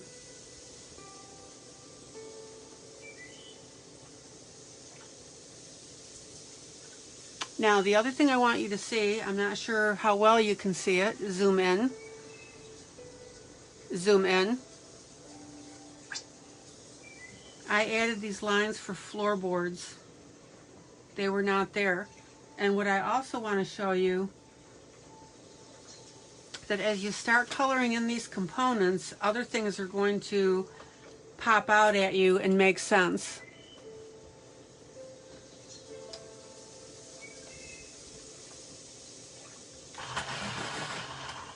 So in this case, this is why I will do a set of stuff like this porch.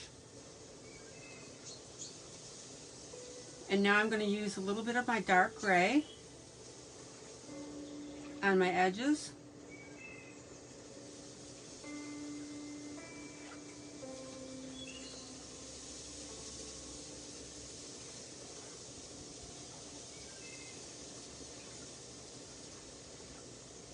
To give us some better perspective on it.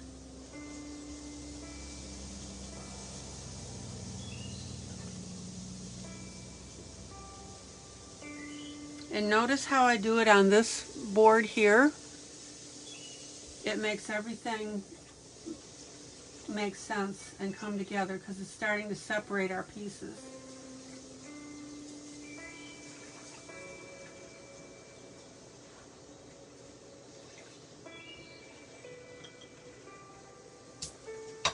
Yeah, Rhonda, the dimension does look good on it, doesn't it?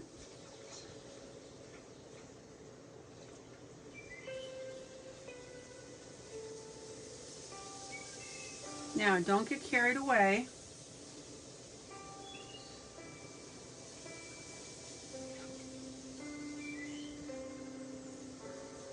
On what you're doing here.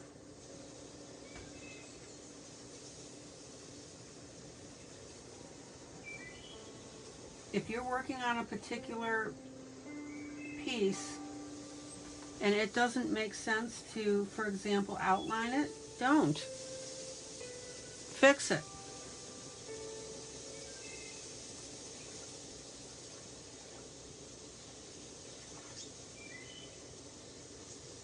See how I'm trying to get these individual posts to come up?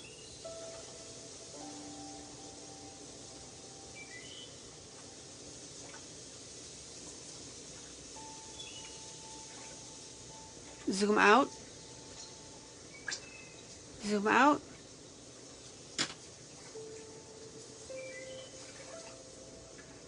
And I'm just very, very lightly, oh my gosh guys, hardly touching it.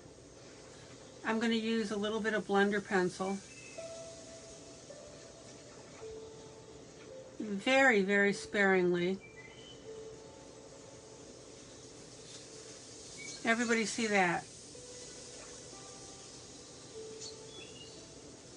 And the minute I do that, that really makes these railings stand out.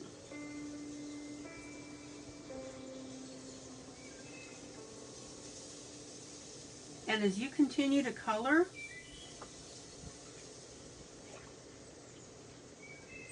you'll remember stuff like this, and you'll know how to make it happen.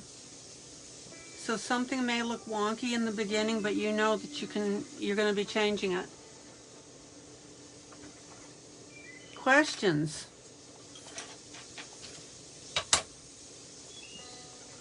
Comments on what I'm doing?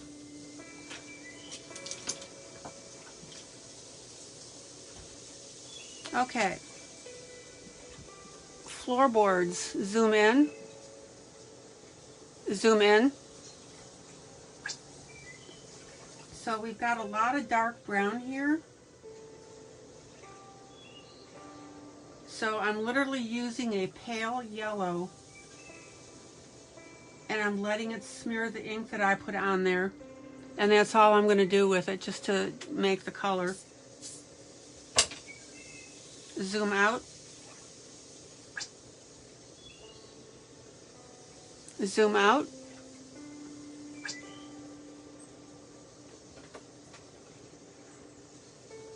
How's it looking to you?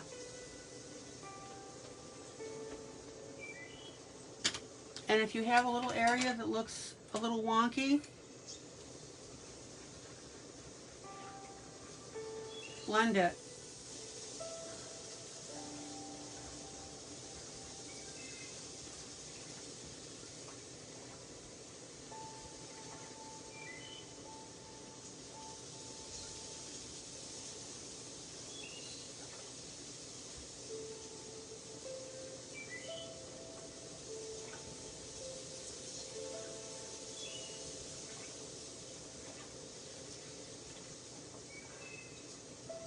Everybody see how that's coming together now? And I keep telling you, this is why I don't want you having fits about your pieces not looking good and getting frustrated with them. You can't possibly judge your piece in that context.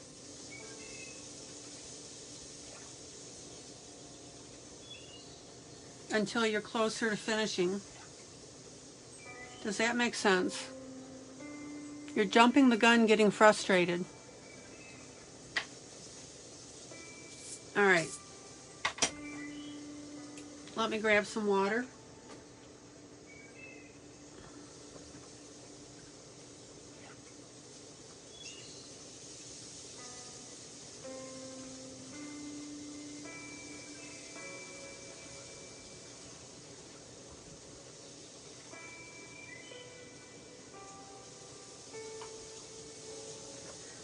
Okay.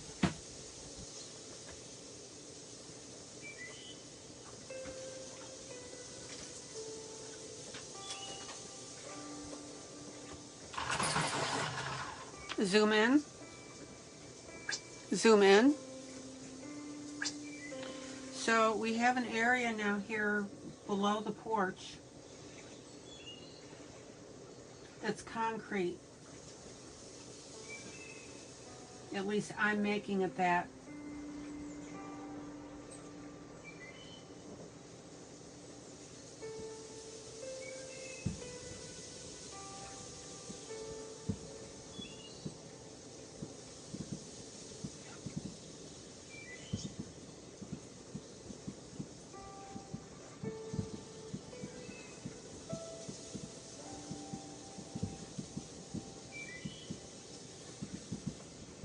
And then I'm going to take my darker gray. I'm so sorry if I'm off camera. I do that once in a while.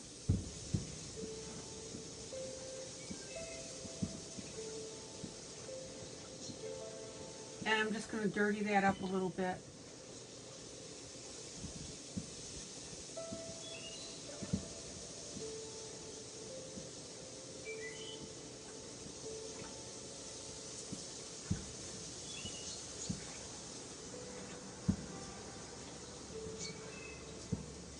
Cool beans. Zoom out. There we go.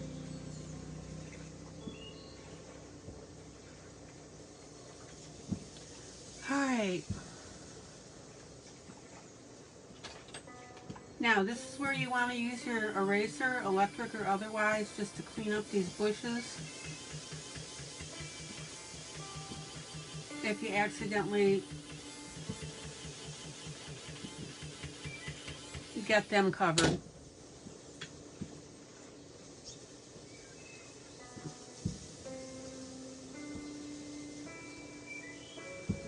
Zoom in. Joyce, you still with us?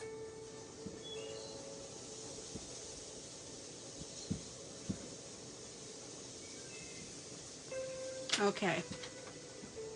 Now, when I get into areas like this, and I see not a problem, excuse me, but have a little difficulty defining stuff, and I did this last night with the trees.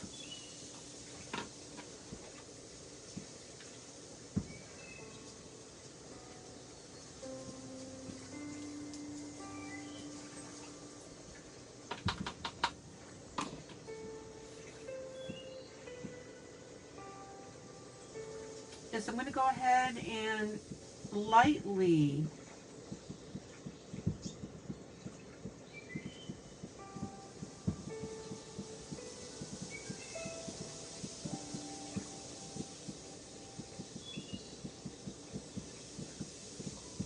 color in where I think the green is.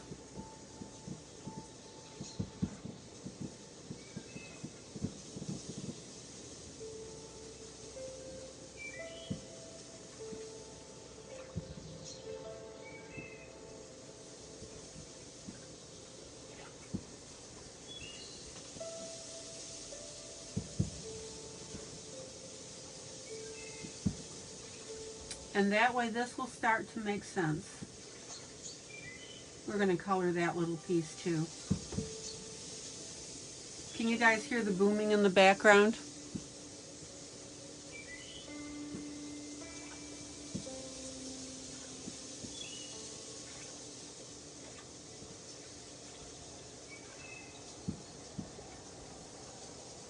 All right, one little spot here.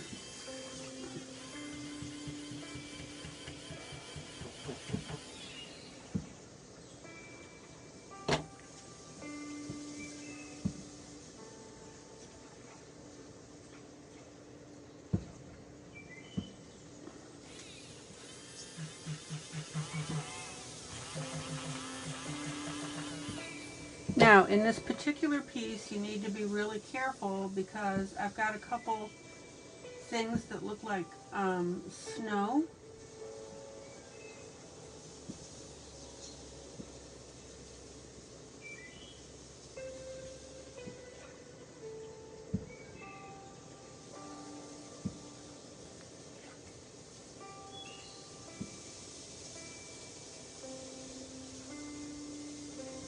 So we want to go ahead and preserve that.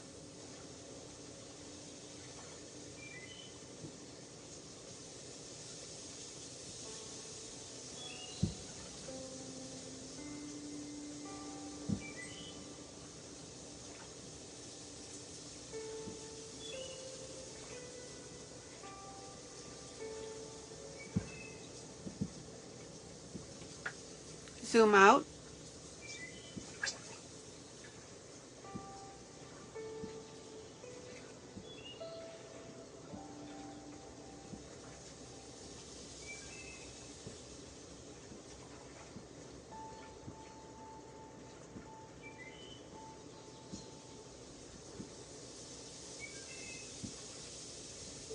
Now remember, I'm just putting in my base colors lightly.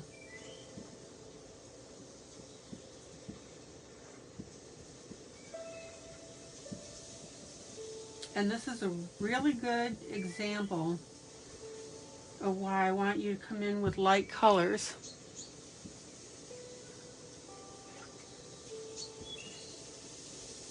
And do it lightly. Because now I'm going to come in with a darker green, which can either be a marker or pencil. Let's see if I can find a nice dark green and pencil. I'm going to do marker.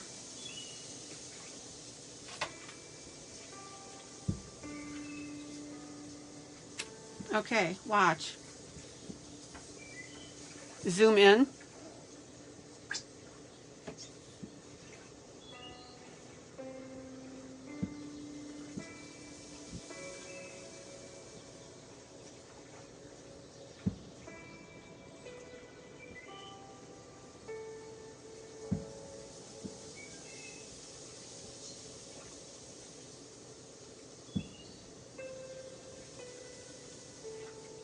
Everybody see how I'm spot coloring this now?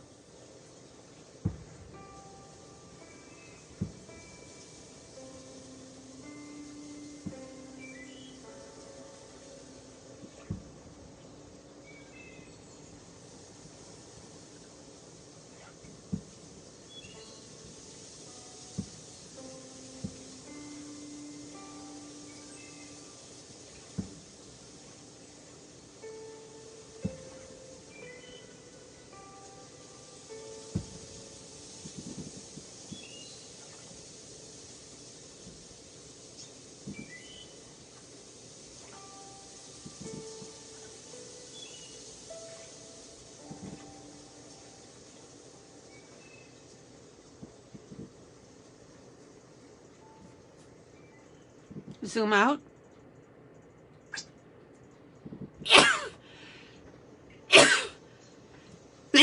Oh, excuse me.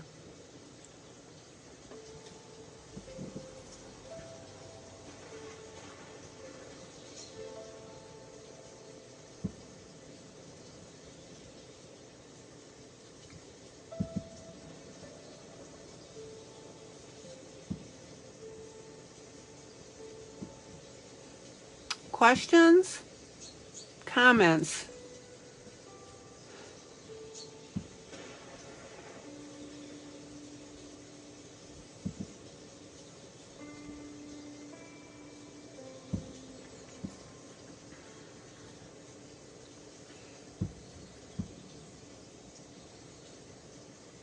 And now you're starting to see this come together.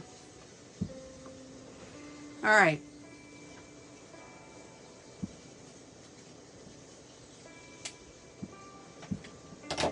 Now, you guys know that I like to move around.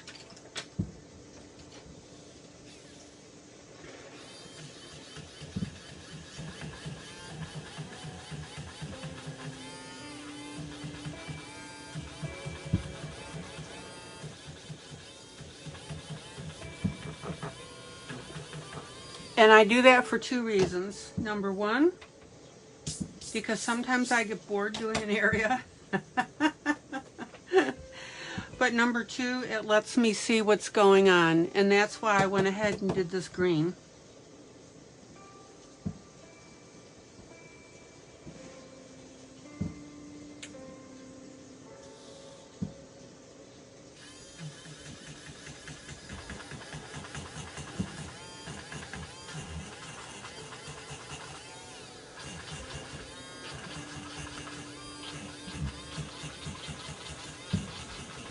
Now, this green here, that's down here, two things.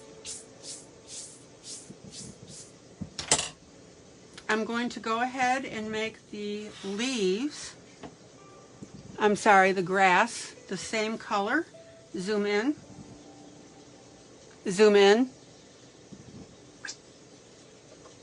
as I did the bushes.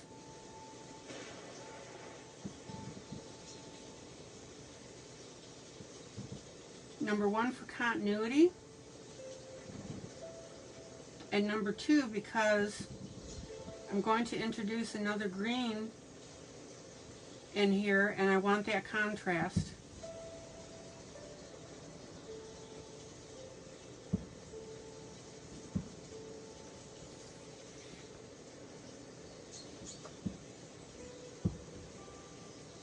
Okay, Amy.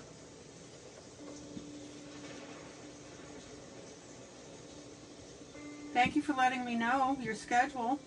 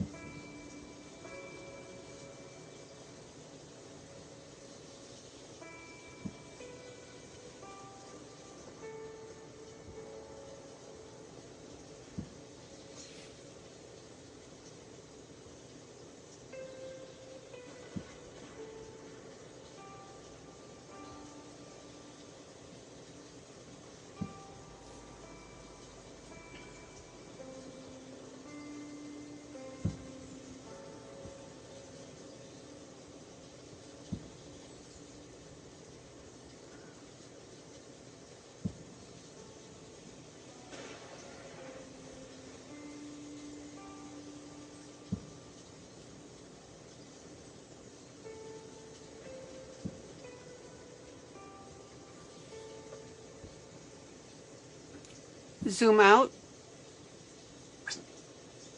Everybody see now how that's starting to pick up and look really terrific.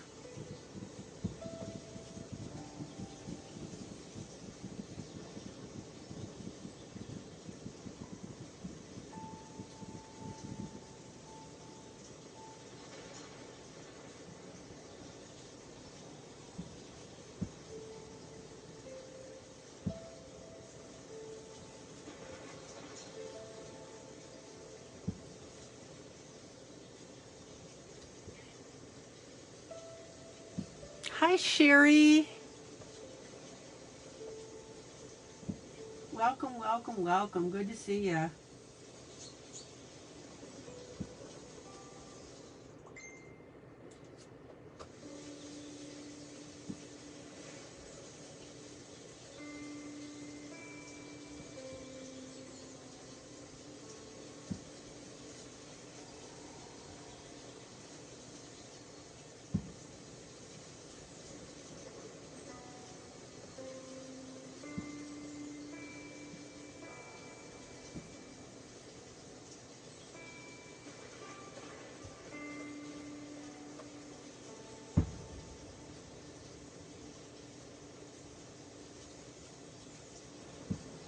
Okay, zoom out.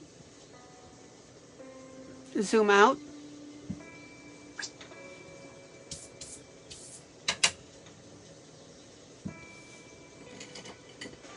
Everybody see that so far? Now, I'm going to take, I want you to see now where the green is. So we've got the green up here. Oh, I forgot a branch. Hold on. I'm just going to put a little brown on there.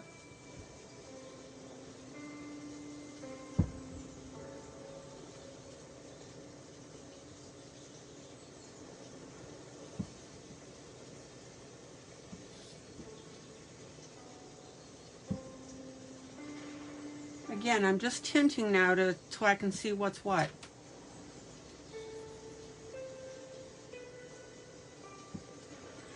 All right, look how cool this is starting to look now that we've got this green in here.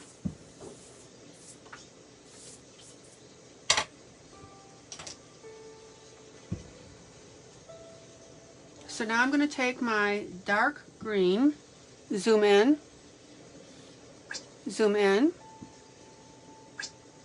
and zoom in, and I'm going to pop in, I'm using my dark marker,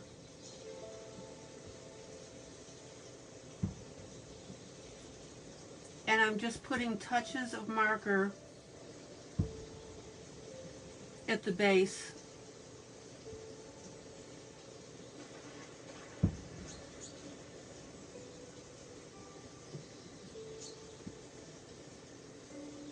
Now, if you get little blobs of marker, which you might, just go ahead and tap it with your finger.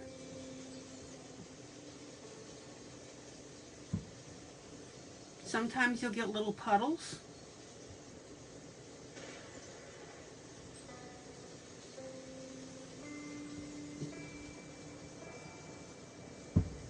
And you'll literally see them, they're little wet spots.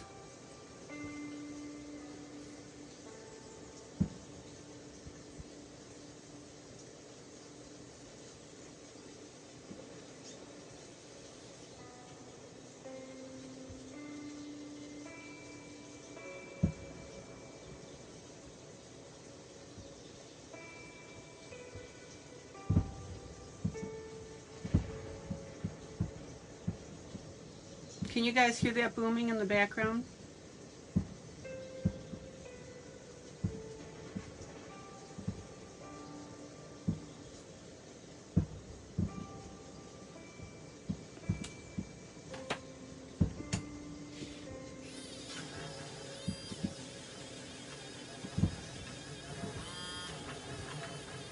And if you get a little bit of marker on your white spot,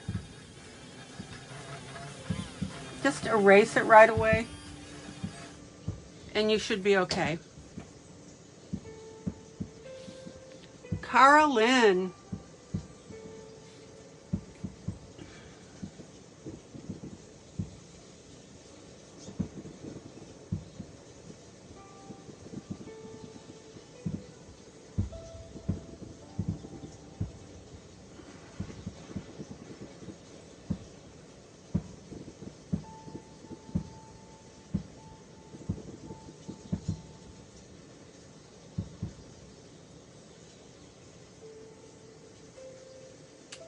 Zoom out.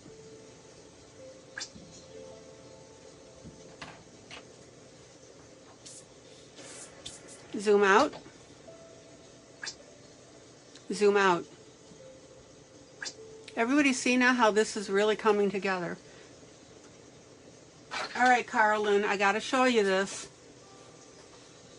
I changed it. Zoom in. Zoom in.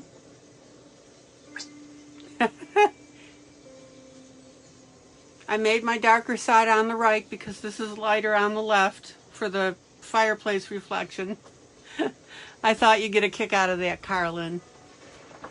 Carolyn, excuse me. ILene.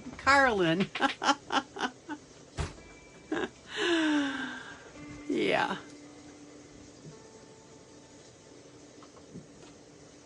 So there you go, ILene. All right, zoom out. Zoom out. Oh, ILene, you don't have to thank me. I just had a major blonde moment. Okay.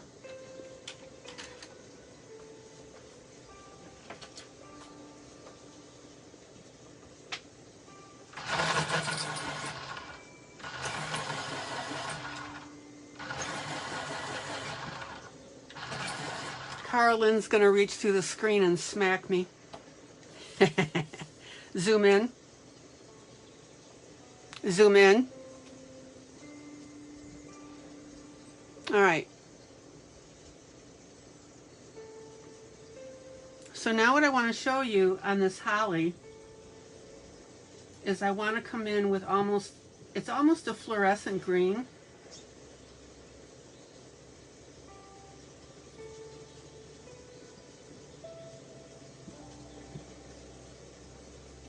And I missed a little bit of my grass.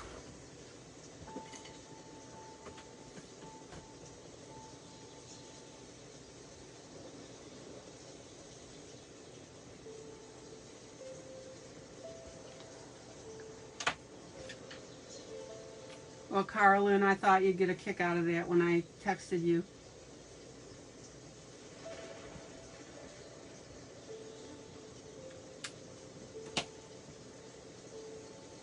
All right.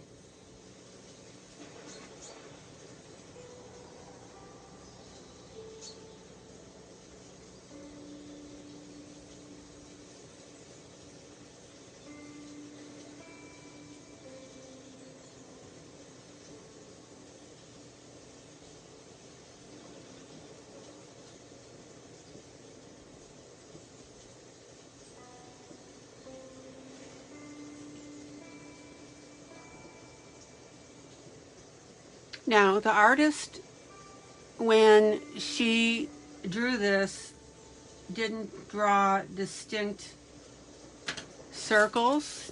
Dorothy, you still hanging with us?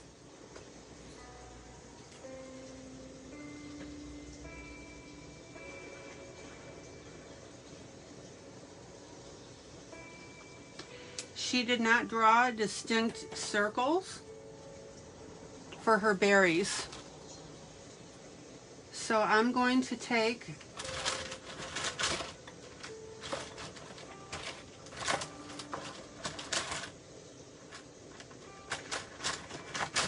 a red marker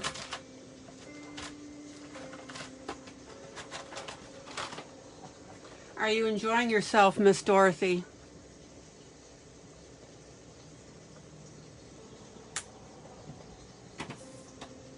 Have I made you laugh tonight, young lady? Oh my. All right, so I'm going to take my red marker and I'm going to dot in the berries.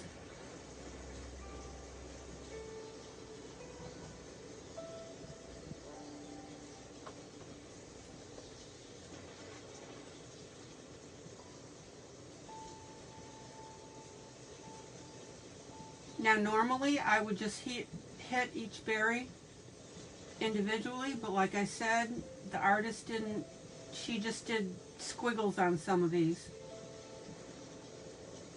So I'm just going to go ahead and where I can't see it individually, I'm just going to mush in the color.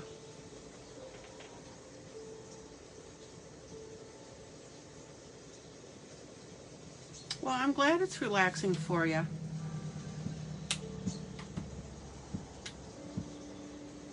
And as you get to know everybody, you really will find out how much of family we are.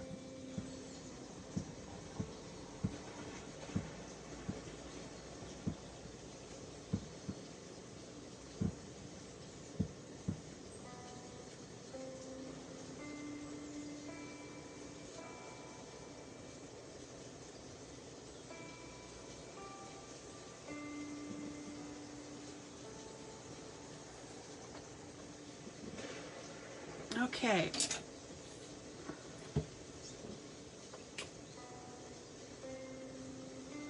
So I'm putting in the individual berries where I can. And where I can't, I'm mushing in my red color.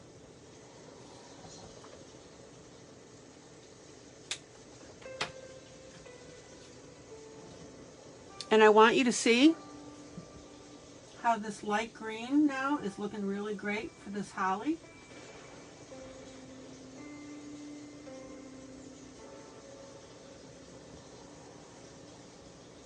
And I am not coloring this willy-nilly.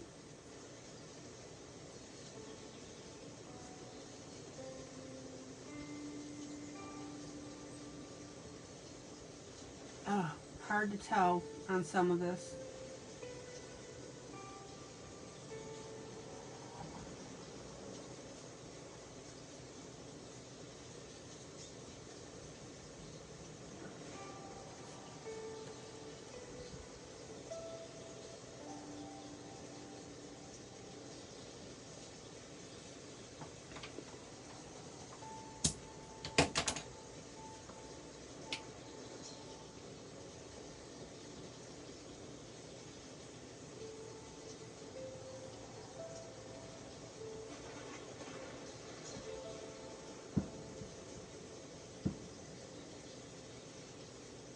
Now,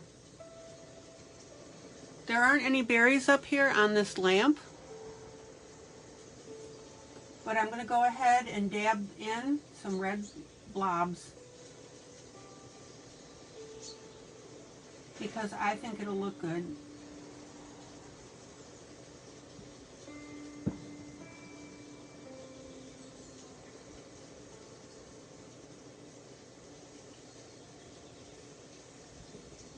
Look at that. Look how much better that looks on that lamppost. Isn't that cool?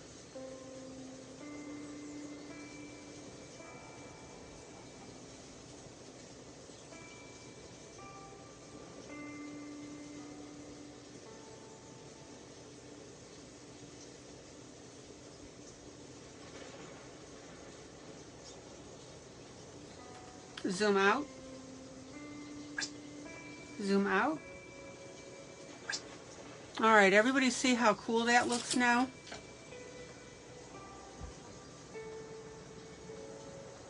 Zoom in.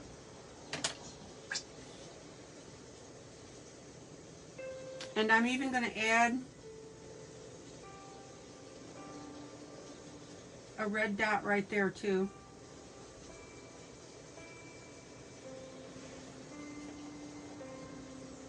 I love it.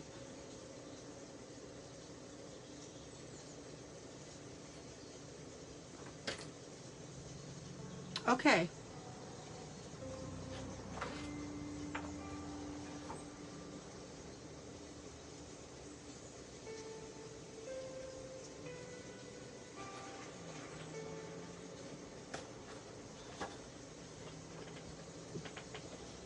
So we've got the house to do yet, and our trees. And I missed an area in black here. Let me go ahead and catch this real quick.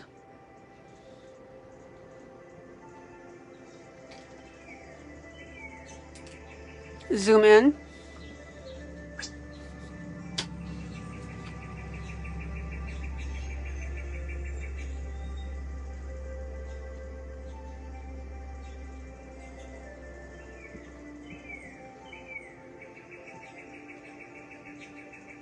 And again, I had colored this in light gray when I was trying to figure out what was tree and what was going to be the sky behind it.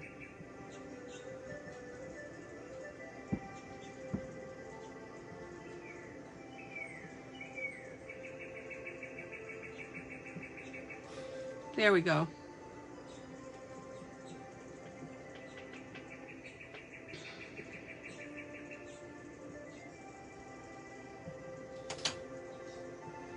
Now, let's go back to these hollies a little bit because I do want to show you something. I'm going to take my my dark green marker,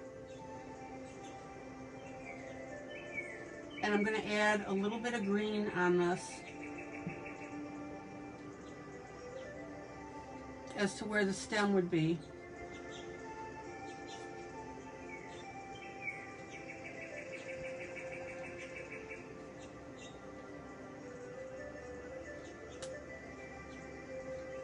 Good night, Miss Pearl. Hope you enjoyed yourself. You said you did. It's been great fun. Good.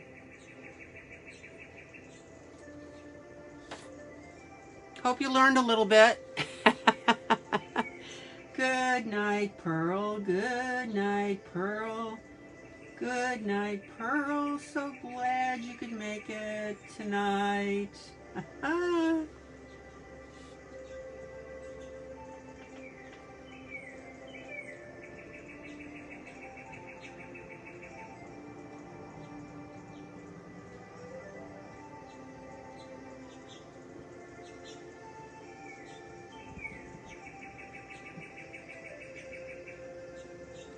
So I'm adding a little bit of the green onto the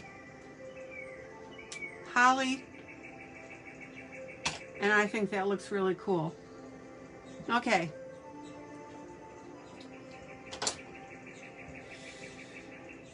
Zoom out. So now we've got our trees. I'm going to do a couple trees. I'm going to do one tree, and then I may pop over to my other coloring real quick. Okay, Pearl, we'll see you tomorrow night. Love you, sweetie. Love my red hat lady.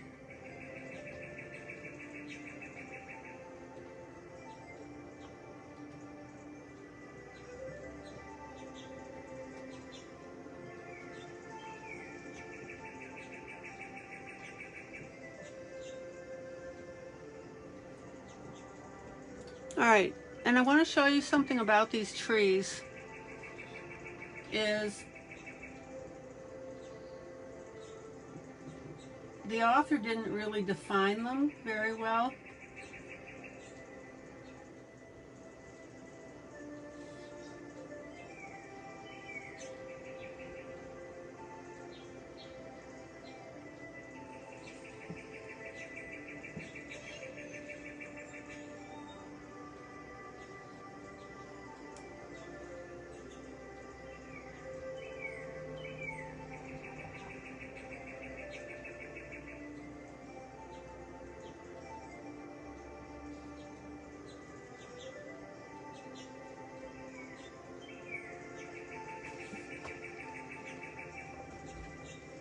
And so what I'm doing with pencil is I'm drawing, zoom in, little squiggles here.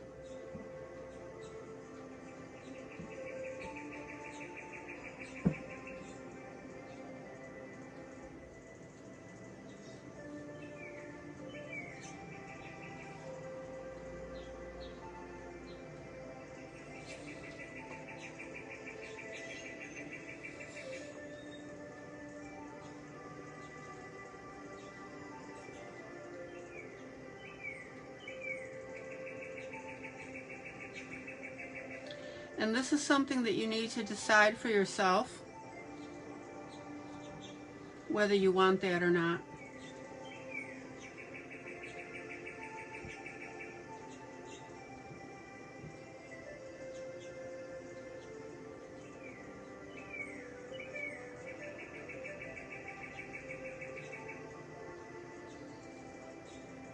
And that's why you do it in pencil to start out.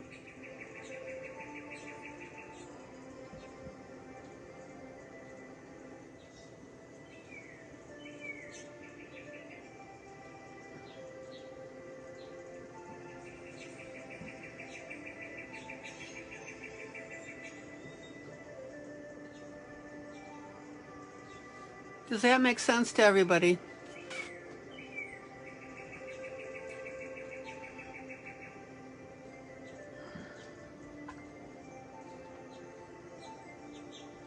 And part of the question is, you know, what's tree, what's snow?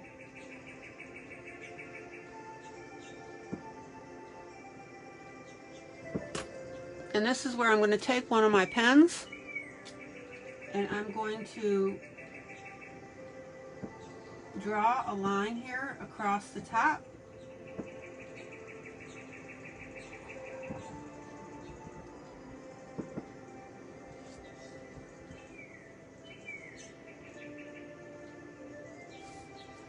And I'm going to make that snow. Everybody see how I did that? Whoops, that's snow. Hold on.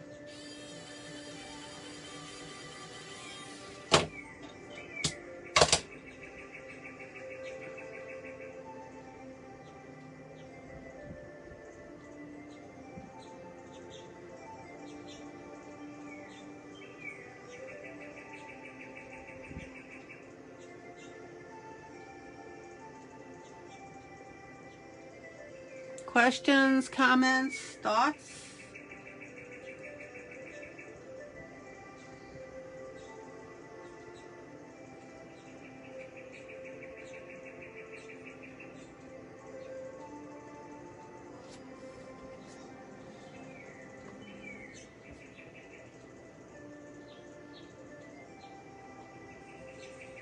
Okay.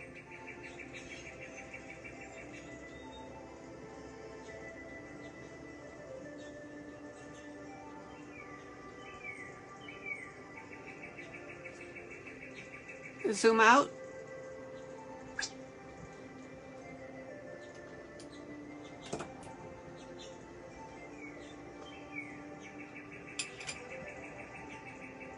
And once I'm pretty comfortable with drawing in my little squiggles,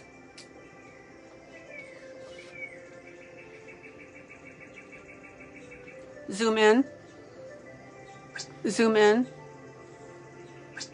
So let me go ahead and just do one part of this.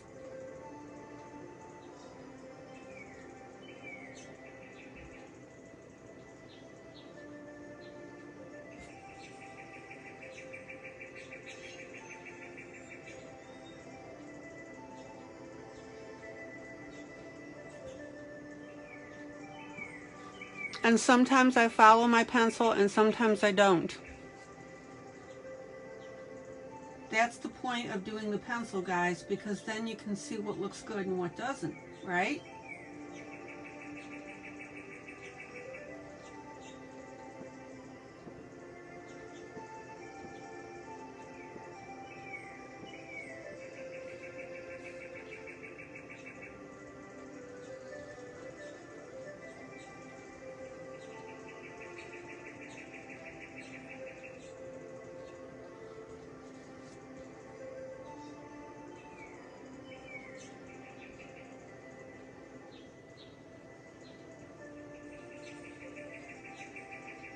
And if you're ever wondering how to do tree squiggles, just look at another coloring book and emulate that.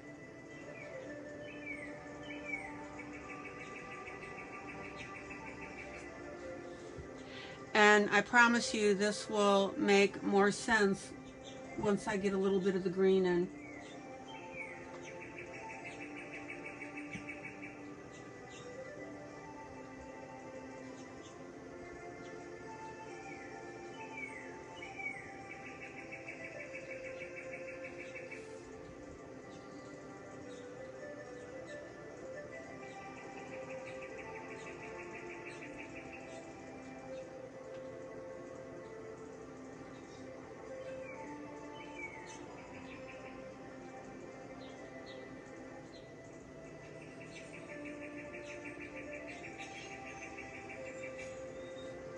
Zoom out. All right, and then what I do is I take my eraser and very, very lightly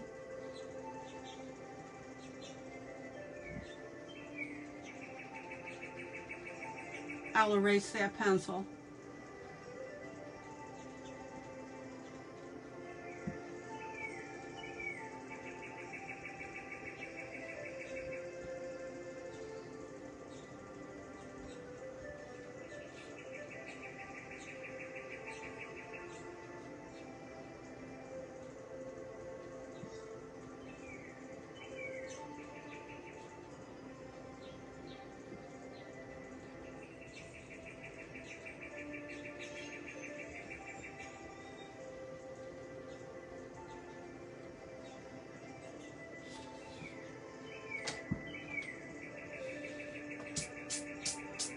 Okay, Amy, cool. Like I said, stick your phone in your pocket and you can listen. Okay, now we want to take a medium to a dark green to do this.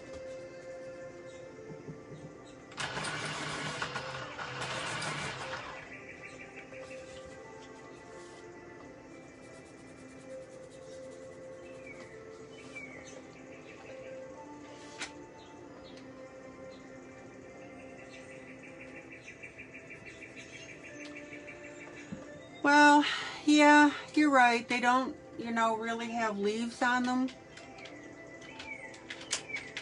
Yeah, it's an evergreen, basically.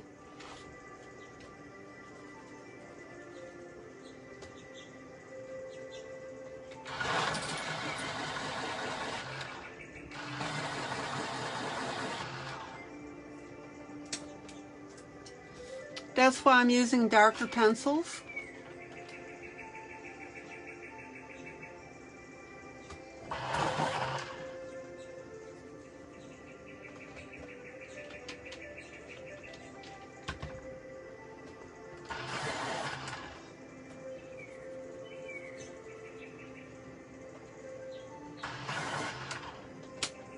Okay.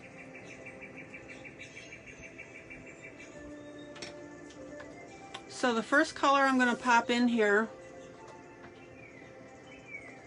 and you're exactly right, Carlin.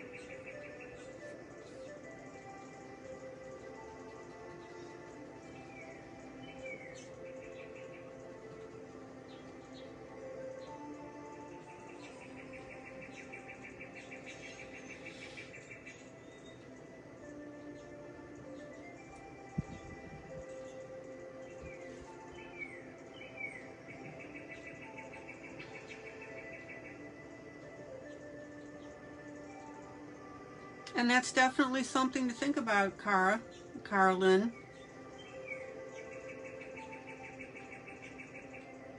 If we've got winter, what's going on with the tree?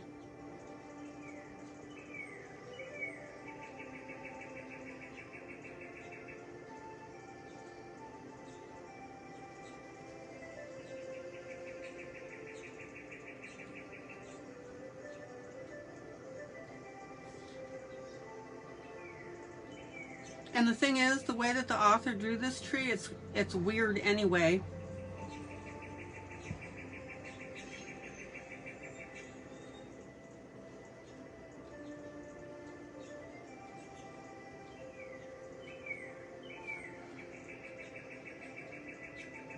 Hello, Sandy DeSanto.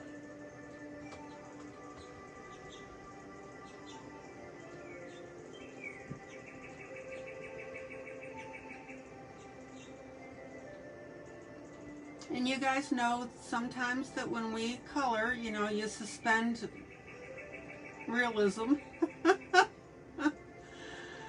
Oh my.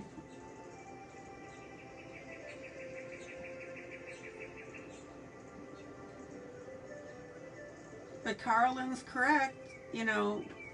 We need to do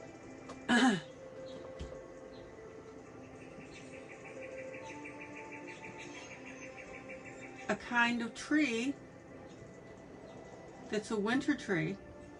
Now, if you think about it too, the way these trees are drawn, they're really not drawn correctly because they should be the conifer trees.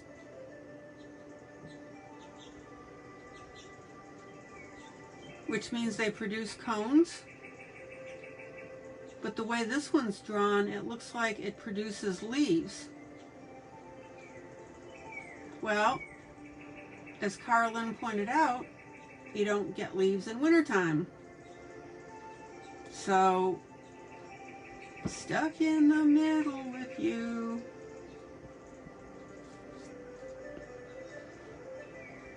You're not being a pain at all, Carlin.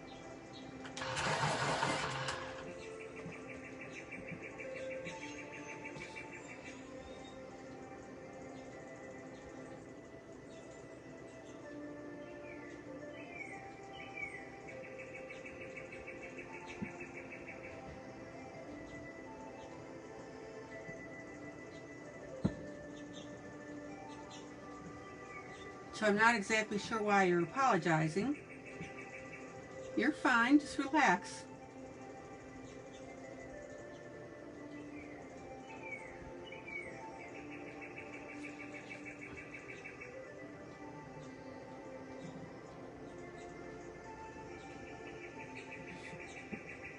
Zoom out. Okay.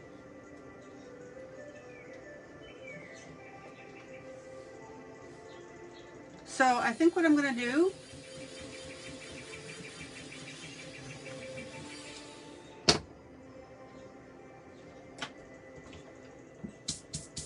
because otherwise this is going to look wonky and I want to make a point here, is I'm going to go ahead and finish up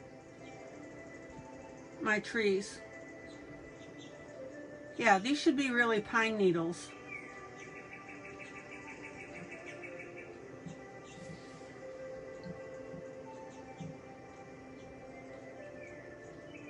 And guys, if you run into a situation like this, and something doesn't make sense from the author, go with it.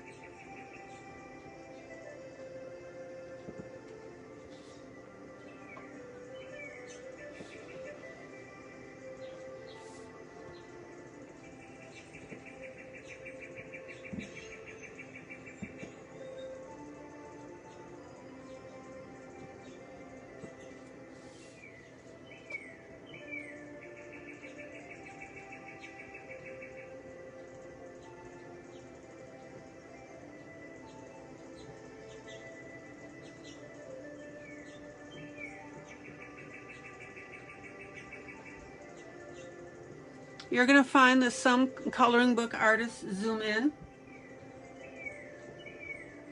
in. Some coloring book artists are going to do that to you.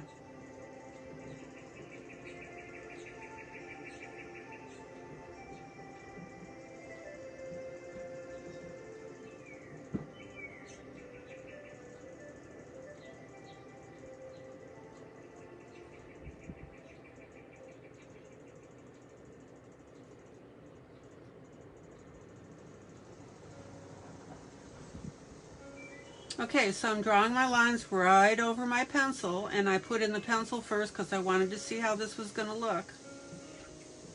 You don't want one of those situations where you say, it seemed like a good idea at the time.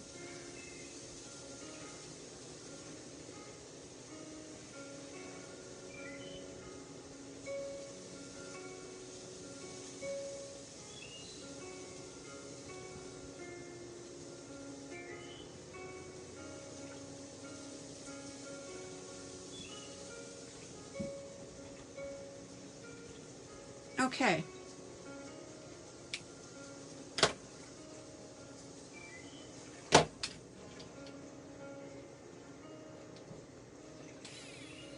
So, eraser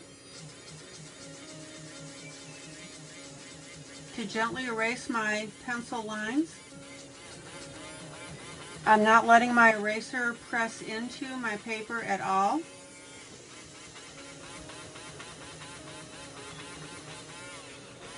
I'm just doing it enough to get my pencil out.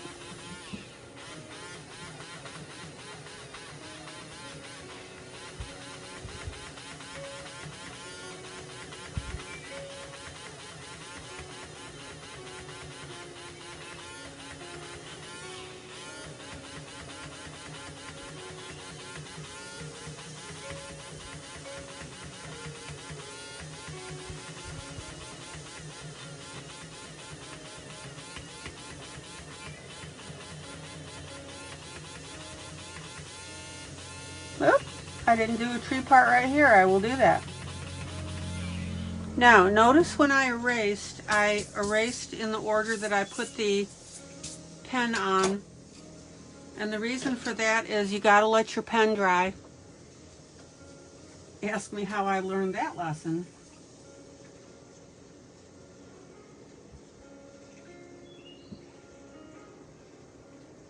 Okay.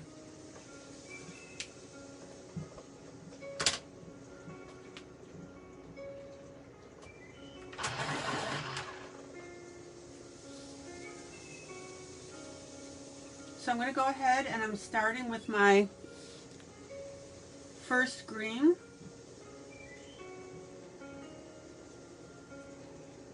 This happens to be a metallic grass green by Fila, F-E-E-L-A.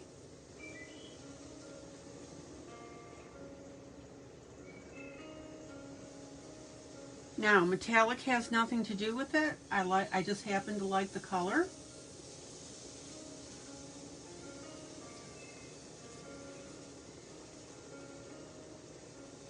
So don't worry about it being a metallic pencil.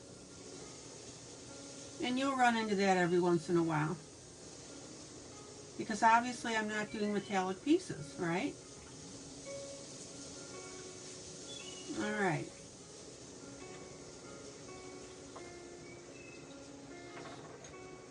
And what I want you to see, how cool these leaves are starting to look. Or trees, branches, whatever you want to call them. Oh.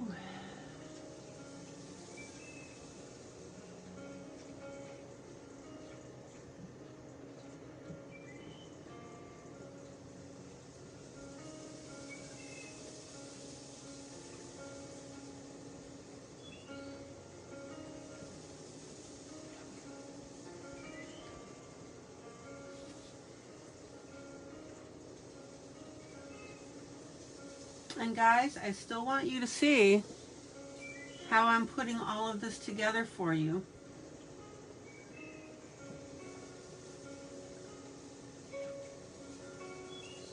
And I also want you to see how the composition can change as you're going along.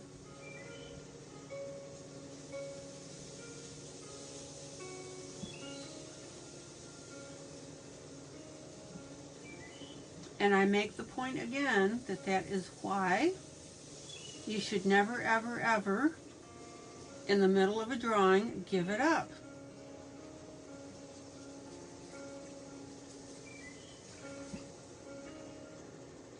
Because quite frankly, if you want to get to be a better artist, you become a better artist when you can fix things.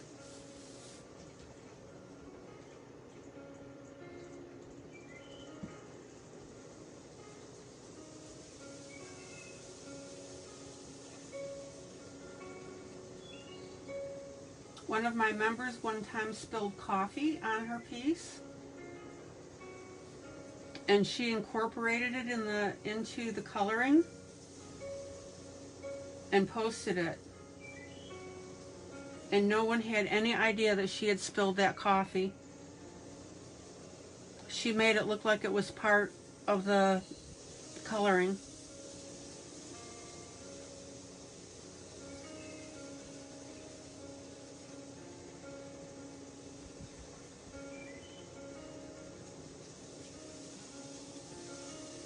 And again, notice how I'm turning my pencil just a little bit.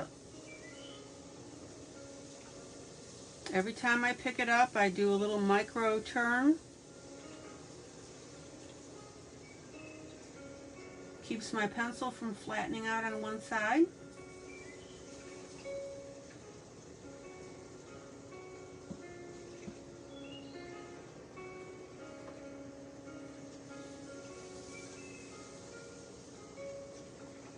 Oh, let's see what's going on here.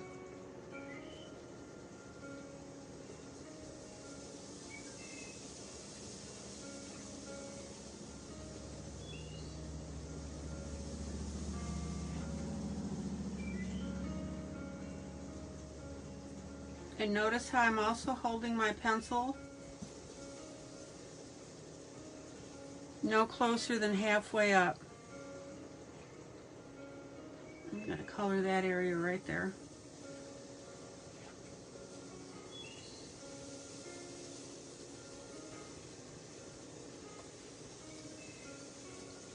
Zoom out.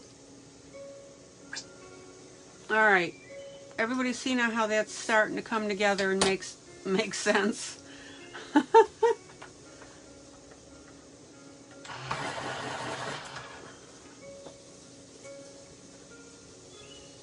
Alright, so I've got a little bit, a tree over here.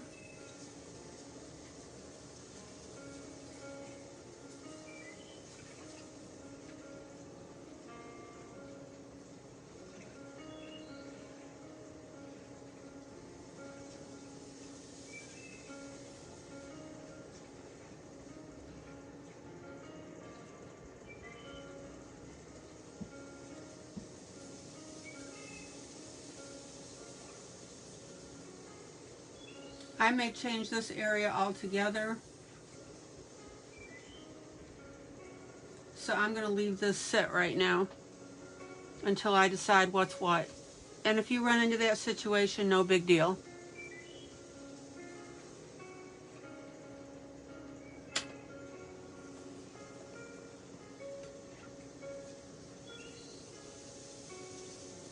Oh, that's funny, Sherry. So Sherry says, actually, I'm working on one now I would have tossed, but I'm learning on it instead. Apparently too much pain meds and the color purple did not mix. Yep. Love you, Sherry.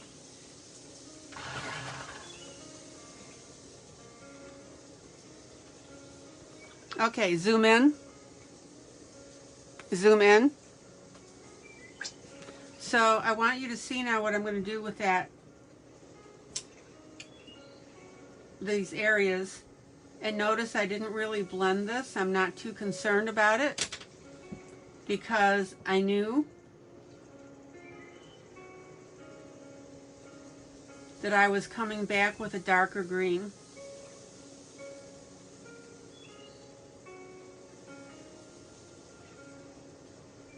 And what I want you to notice now is on that darker green, I'm going ahead and I'm darkening the areas that I drew the little squiggles on.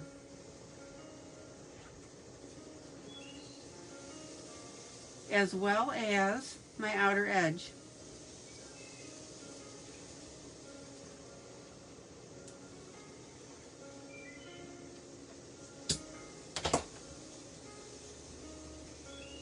And for anybody that's new, that brush that you see that I use every once in a while, I never ever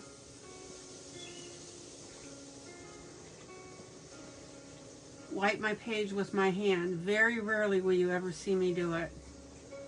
And then if I do, I'll say, don't do that.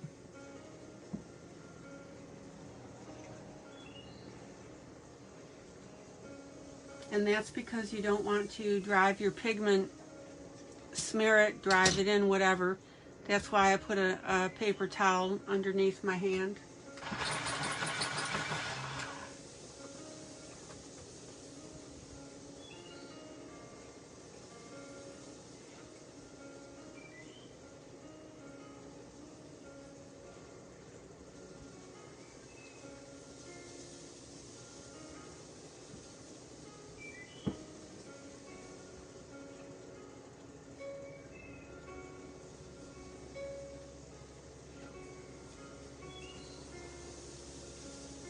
Everybody see now how this is coming together? Now, as Carolyn pointed out, the leaf tree would have been bare. So this is why I'm going, is this a Prisma pencil? No, this is a Zenicolor 2 dark green. And my other one was a Fila metallic green. Since you asked, Sandy.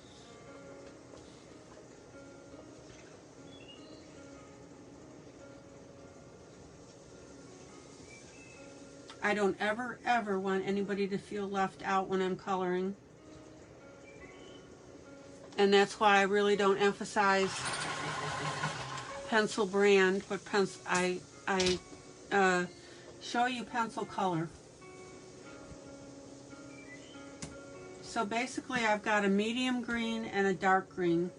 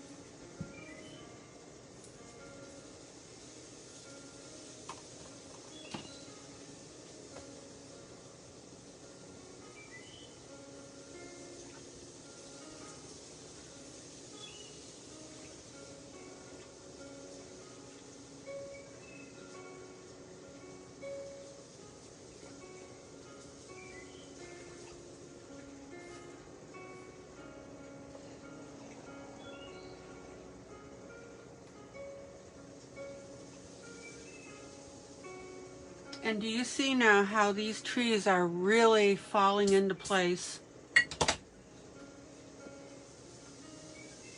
with this darker green?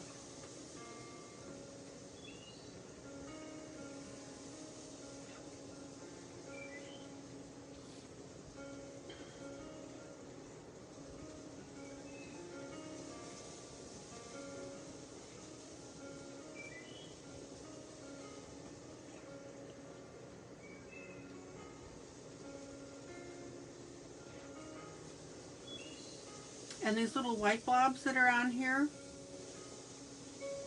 apparently they're supposed to be like snowflakes.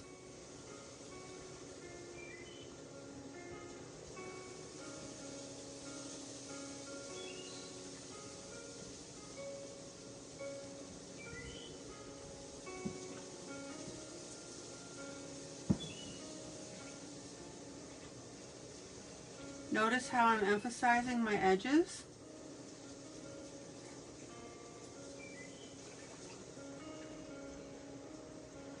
But I'm not wiping out that first green that I put on there.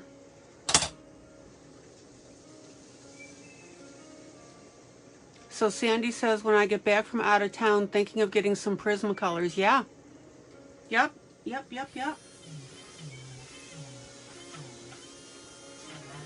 They're good.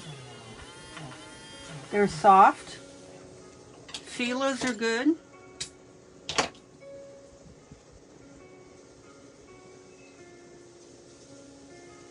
And again, Sandy, remember that pencils are very, very subjective.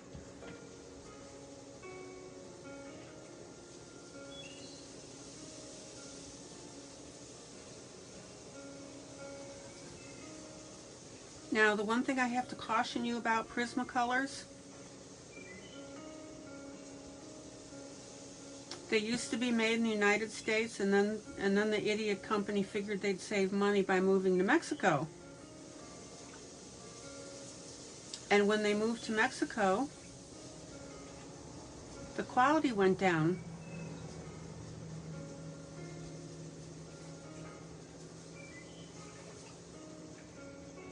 And people started complaining that their pencils were off center. Can you see this? Yeah. Okay, Sandy, look at this. See this pencil? That color is exactly on center. And that makes a difference when you go to sharpen it, because if it's off center and you sharpen it, you're going to have a horrible time with it. So this is one of the things that you need to look for.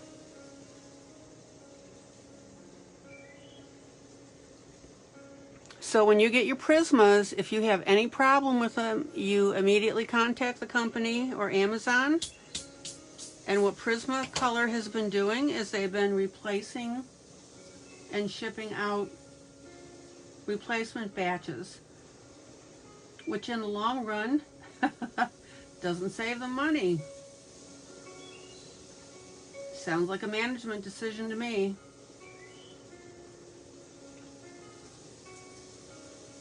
And people are very persnickety about their pencils.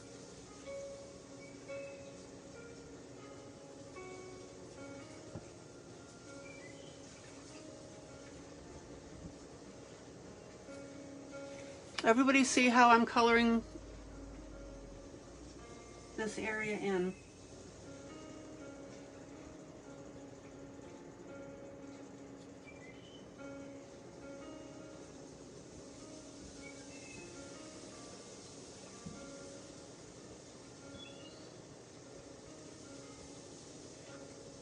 Now, I have purchased everything from Guanghai pencils,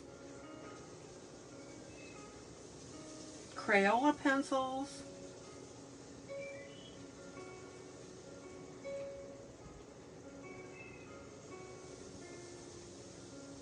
and unless you're a professional artist and you've got things that you're selling to people, you can basically make anything work for the most part. But I would say if you have the budget, Prismas are a good Good brand. Fila right now is selling pencils, I think 250 colors for $100. And I bit the bullet and I bought the set. The last thing I need are pencils. But pencils and coloring supplies are like catnip to me. I don't smoke, I don't drink, I don't do drugs. I do pencils, coloring books, and I do live coloring every night with people. Zoom in. Zoom in. And along with that, I always have to thank my group buds, because you guys go to my wish list every once in a while and you'll purchase something off of it. I buy a lot. You guys have purchased for me. You've sent me, you periodically send me gift certificates from Amazon, which I turn right around and I buy supplies for you guys. Everything I do is for you. I just happen to enjoy it. Rhonda says she likes the Amazon Prismacolor pencils. They're called Amazon Basics, right, Rhonda?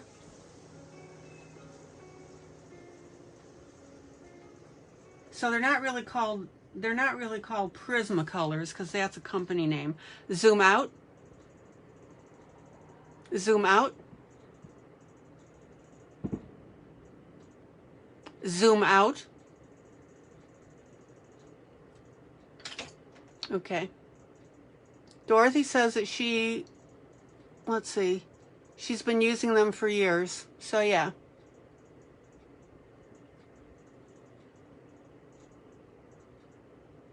All right, everybody see what I'm doing now.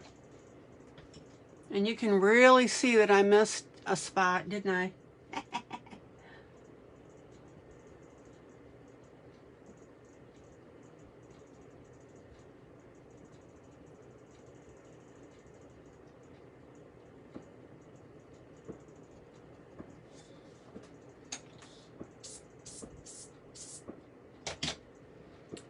Listen, I even have Sudi style pencils, and those are really cheap pencils.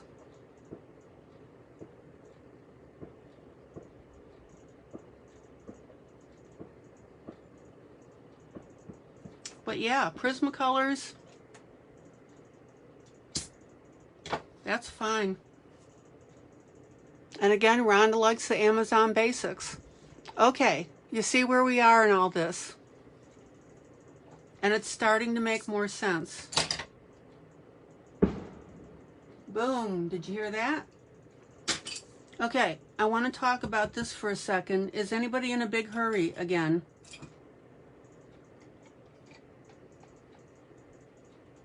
I'm kind of on a roll again, and last time this happened, I went over my time. So if you're not in a hurry, okay, I'm going to smooth this out here.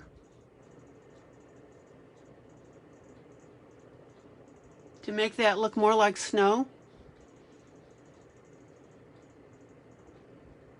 Okay, Sherry likes the Star Joy for her everyday coloring. She had a few that prefer hand sharpening due to a loose core. Okay. But they are so pretty and inexpensive.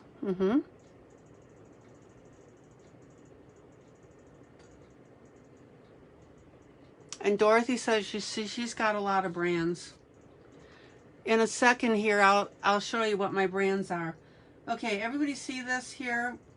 So this is not making sense. So I'm going to color in a couple things. This little blotch of white, zoom in. Zoom in. This makes no sense the way I colored it, so I'm going to get rid of that.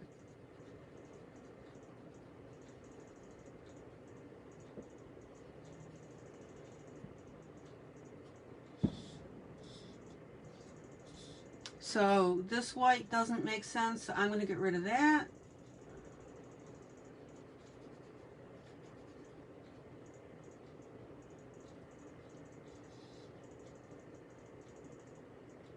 And I'm going to round this just a little bit for snow. Well, here, I'm going to get rid of this. And then I've got a little mound of snow on top of the house. Everybody see that?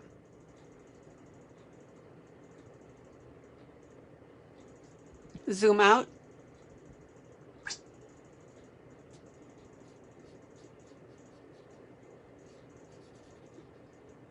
And if you have to go over an area a second time with your marker,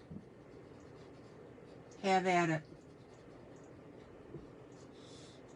Zoom out. Anybody in a rush tonight?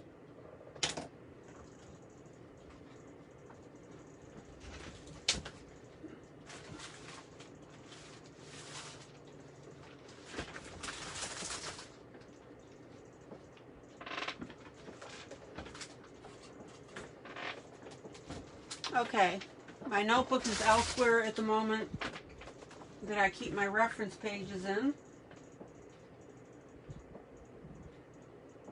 Oh, here it is.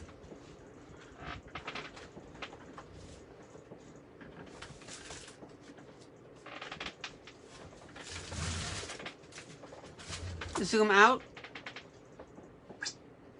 Okay, so I have a notebook here that I keep my reference pages in.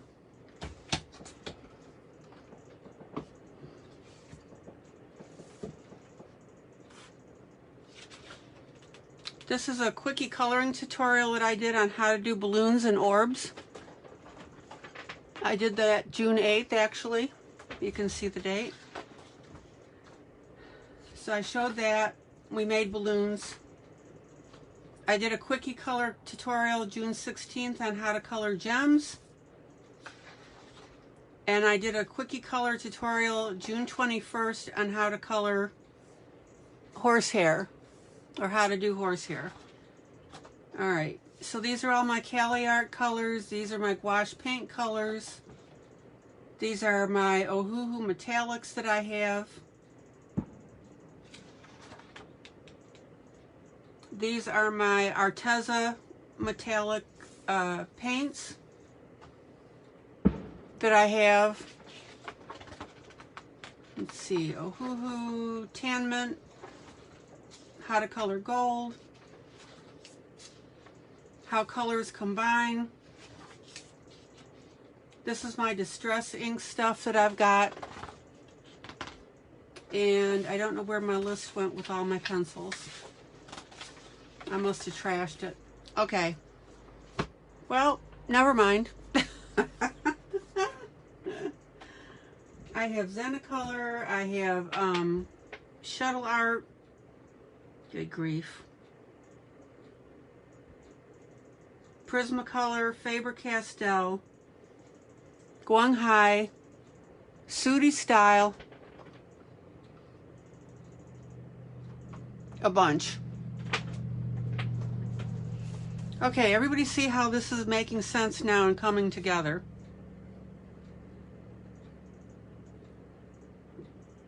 So now let's go ahead and color up a little bit of snow.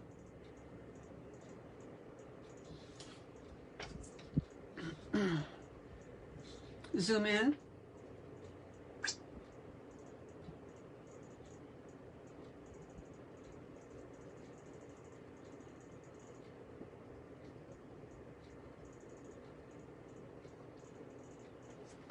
And like I said, every once in a while I just kind of get on a roll and I like to keep going, so that's why I'm asking you.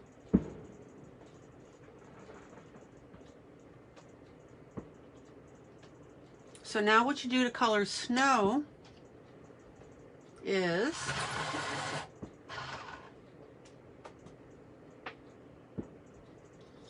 just like what I did on the roof. You go ahead and you add. I saw that heart go by, thank you.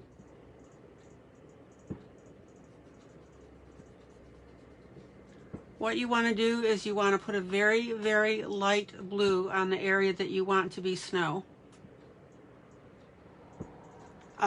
That's actually what I'm going to show you right now, Miss Sandy. So what you need to realize, guys, is snow actually has a component of blue in it.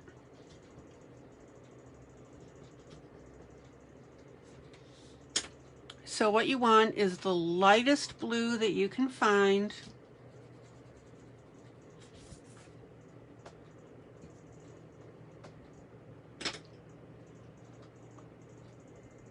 Hold on one second.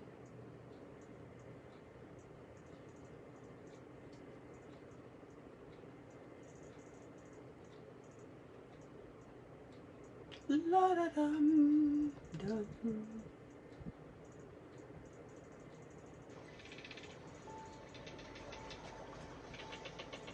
Whenever you want to color white, you want to put a blue tinge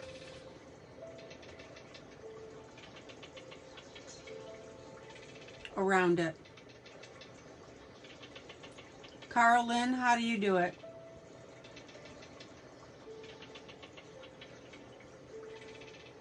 And you want that blue to be extremely light.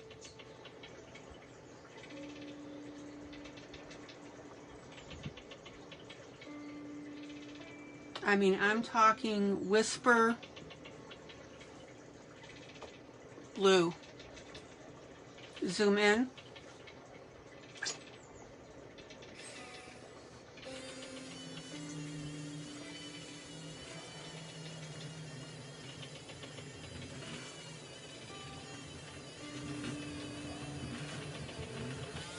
Now, I want you guys to understand that when I show you something, it's the way I happen to do it. There are other people out there that may do it differently. Check it out.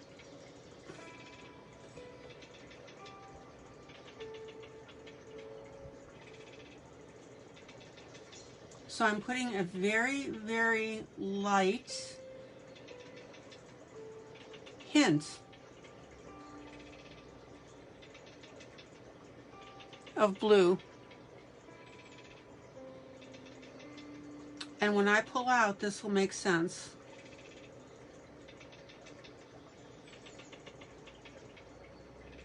And what that blue does is it causes you to focus on the white.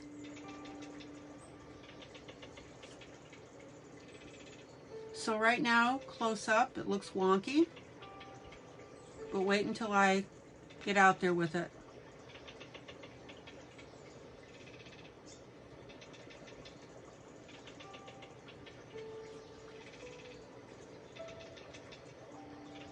Have you ever noticed when there's been a heavy snow and you go out and there's a tint of blue?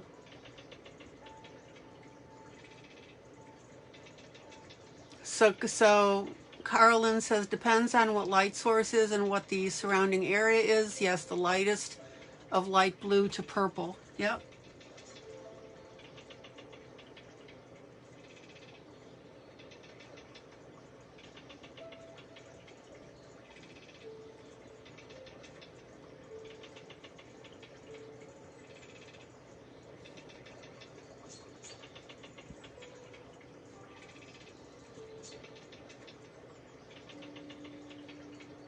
Okay. So I've got this area up here that we colored in, but it looks like this is snow, but the black is sky. So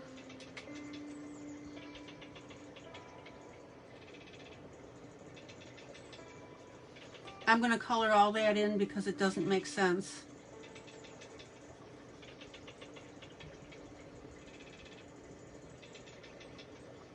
Unless that snow is sitting on a branch.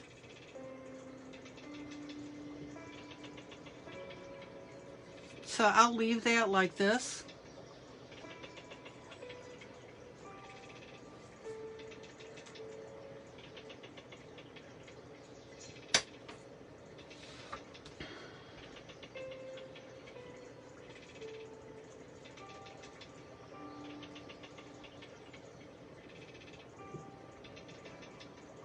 So you just want to tease this with this blue. Now, I did a sailor suit one time. There's a picture called The Kiss.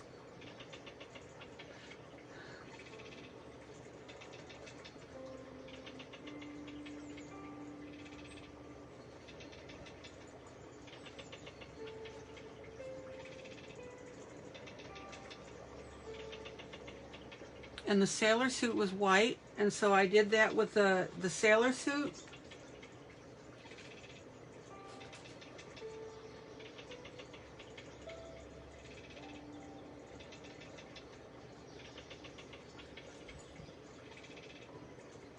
And it looked pretty cool.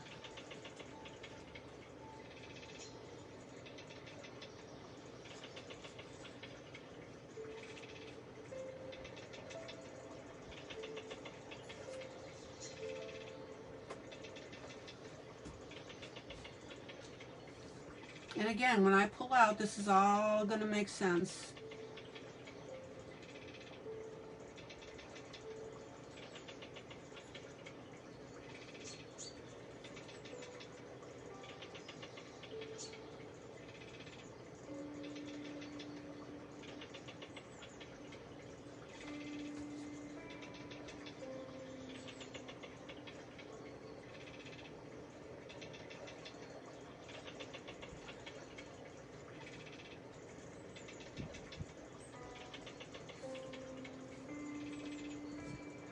Zoom out. Zoom out. Everybody see now from the distance how that's starting to look like actual snow as I put my hand over the top of it. There you go. Sure, you can see through my hand.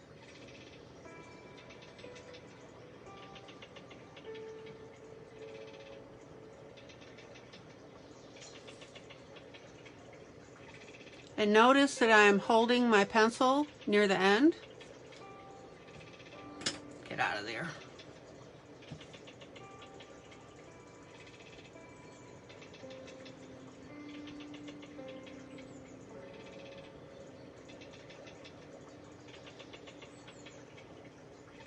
And that way I can't get stupid about it and put a dark blue on there and make it too dark. Can you guys see how this is really starting to look like snow now? Now, there are several factors that work here as well. This picture is suggesting that this is snow, right? So your brain, when you look at this, you go, oh, snow. Oh, cool, that looks good.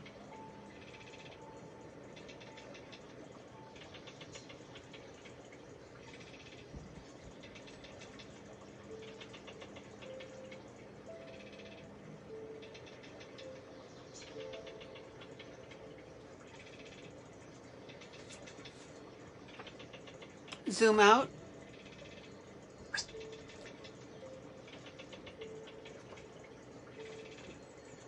That's right, what Carolyn is saying, that you get a lighter stroke holding towards the top of the pencil. And this is especially important for people that are relatively new to coloring, because you guys are grabbing your pencil like down here and you jam it into the paper. Quit that, will you? Let the pencil do the work, guys.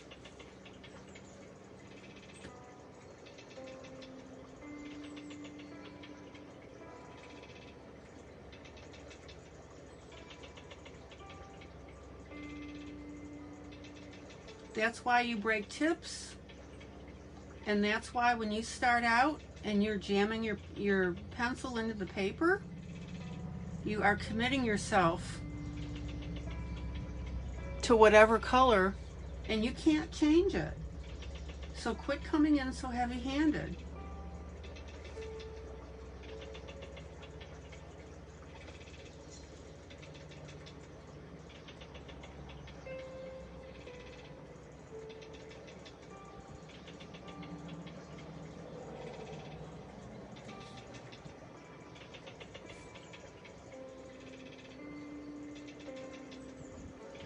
And if you're not getting the color that you want with the pencil that you've got in your hand, get the darker shade.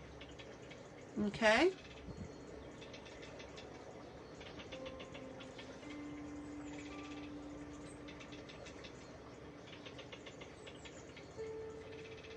Yeah, see, Sherry says, I'm a hard colorer, but I'm getting better. Yeah, I mean, just quit.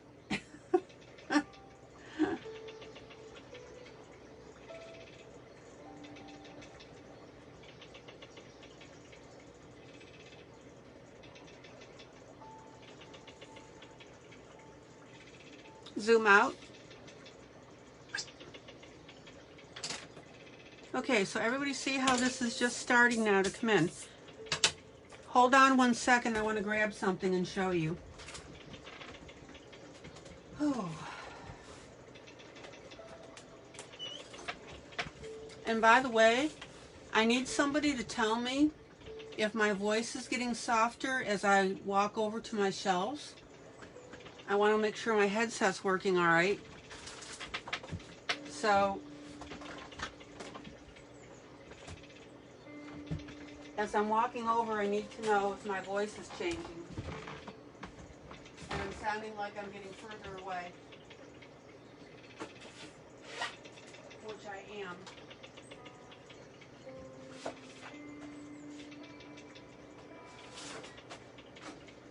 Okay.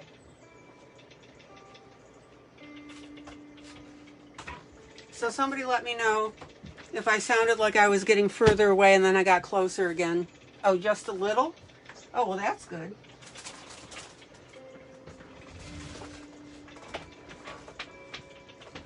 Okay, I want to show you something. That's not the book.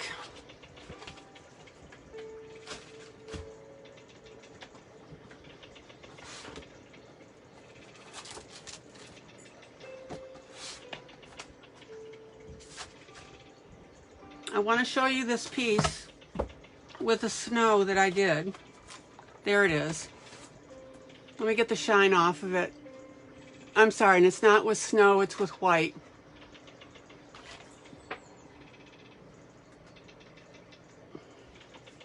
So Carolyn says I sounded like I was getting further away. Okay. All right, everybody see this white sailor suit? What do you see on the edges?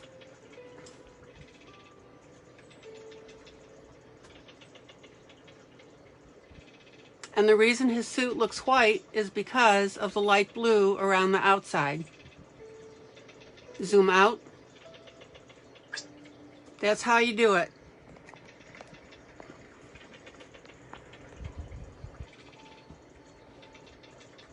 All right.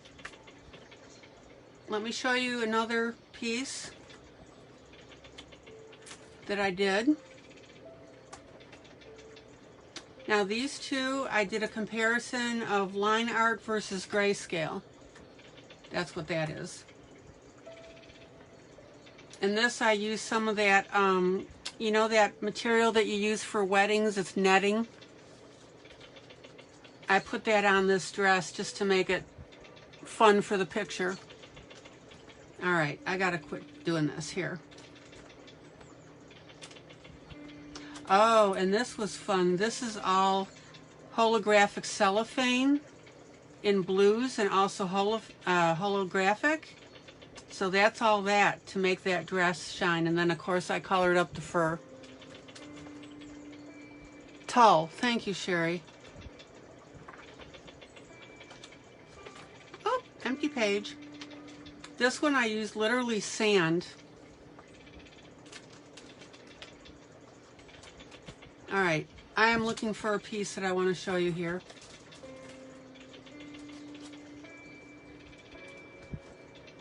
Line art are images that are drawn literally with the lines. The artist draws lines. Grayscale are your photographs. This is grayscale.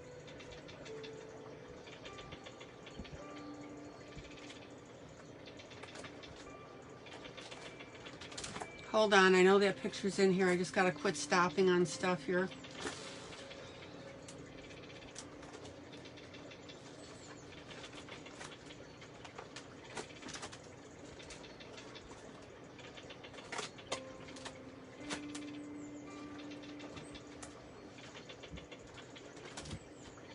Here it is. Okay. Well, Sherry, you can use that towel then. Okay, everybody see how I did the snow with the white and then just a hint of blue? That's how you do that.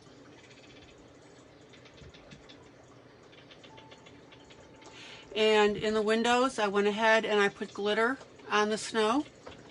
Zoom in. I use glitter glue. And notice how it gets lighter and lighter as it goes in towards the center. And notice how these concrete blocks, they're light on the left and then they get darker to the right.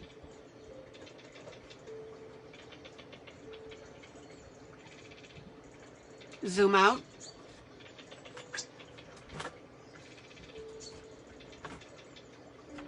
I think that's the only thing right now that I have that I can think of to show you.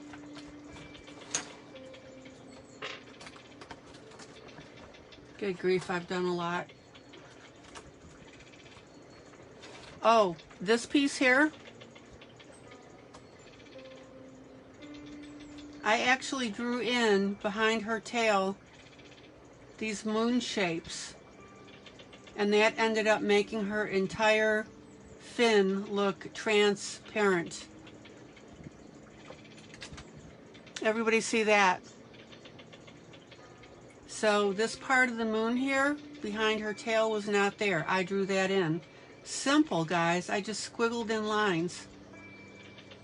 And that made her fin completely, her tail fin completely transparent. Oh, the bathtub one? Yeah. And same thing here. I drew in the design. I just extended it behind the tail. Zoom in. So this part right here, I just drew in 2 lines this way. This part here, I just finished drawing in that little line, guessing at the shape in the circle. And then I made the area behind the tail here a little lighter gray rather than making it black. So now her fin looks like it's transparent. Zoom out. I drew in the floorboards. I drew in a couple candles. Zoom out.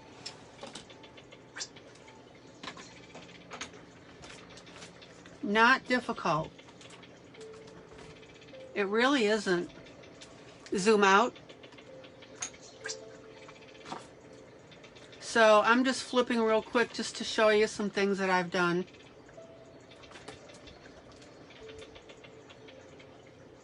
Added this as a stencil, the little cat with the black bar. Made this look like stained glass. Obviously I like this. This is by Mariola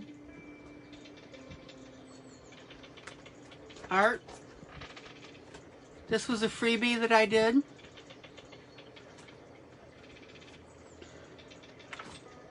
This is on paper that you can buy from Amazon. It already comes like this. You just print on it and then do your coloring.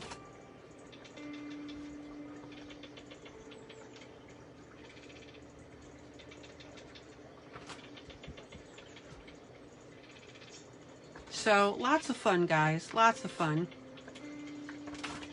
Anyway, I wanted to show you that snow. Everybody comfortable with it? Yes, no, maybe.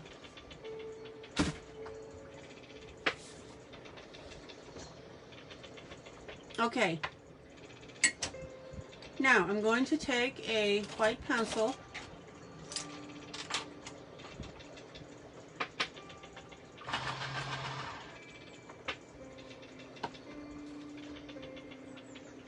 Is everybody clear on how to do snow?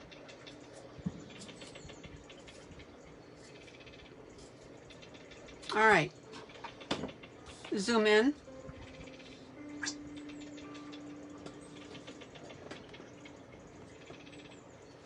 And now, very lightly, well, doggone it, Prismacolor. Point keeps breaking.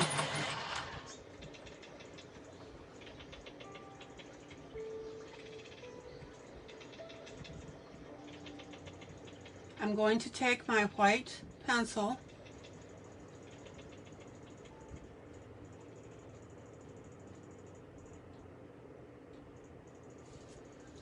and blend that in and soften it. Zoom in.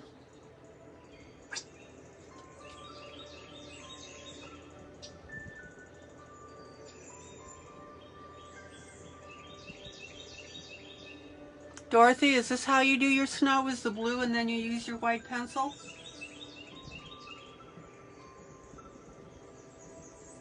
So what your white pencil does is it blends in that blue so you don't have that popcorn effect, you know, where you have spotty coloring.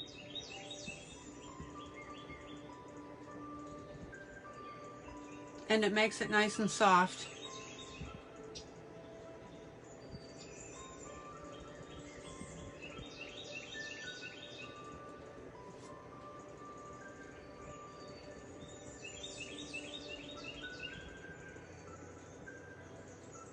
Carolyn, do you add the white as well?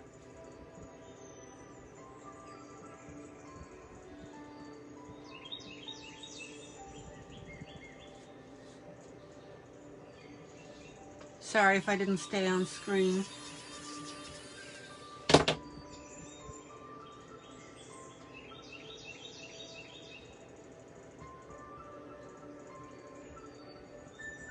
Now, guys, don't get crazy with the blue.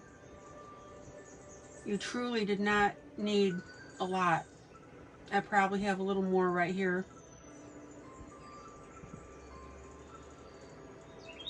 Than I need.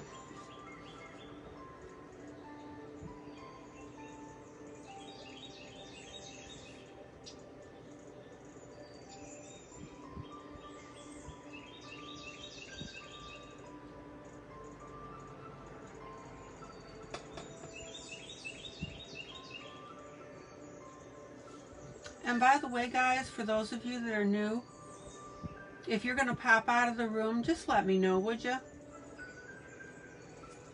That way I'm not talking to you. Sometimes people will say BRB, you know, be right back.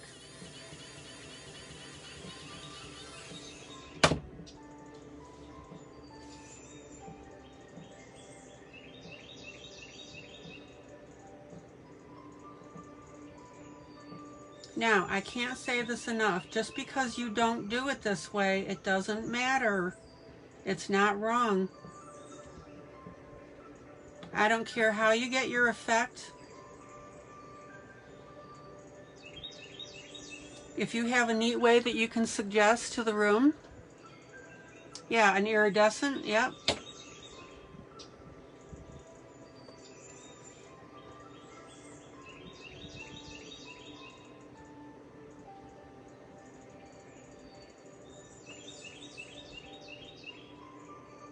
I'll show you what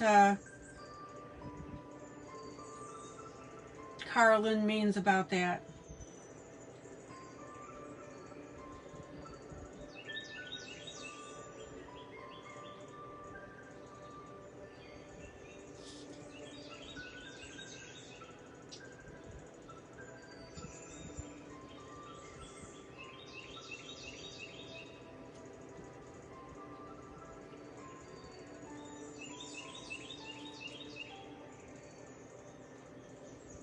Right, and that's what Sherry says, there's no wrong in art. That's why, you know, she loves it. Now, having said that, you know, there are some procedures you need to follow, like doing your snow, like this is one way. And also notice that I have no problem with going over the lines of the snow because snow does not have black lines on it. Right?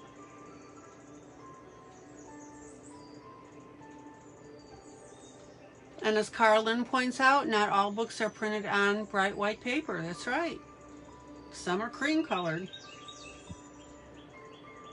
But again, not hard. Okay. So I'm going to show you one more thing and then I will call it an evening. Zoom out, because this is really a lot of fun. I hope you guys are enjoying this. I hope you're learning something. All right.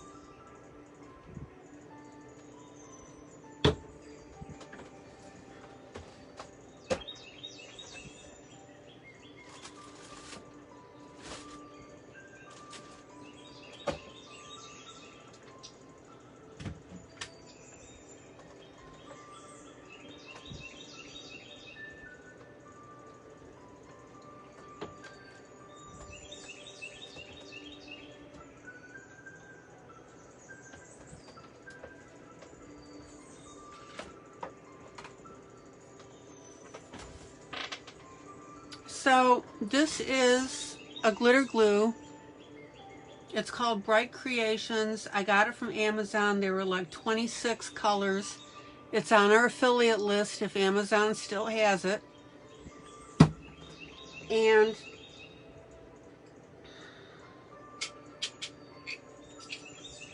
now, normally I would add this the very last thing, because after I do my, okay, let me back up again. When I color and I finish, I spray everything with my Krylon fixative. Zoom out. And that's this stuff. So I spray it first before I color anything, because that creates my layer, especially to work with markers.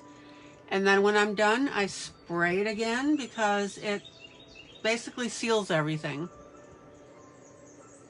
Okay? So it's better if you can do it to do your glitter after.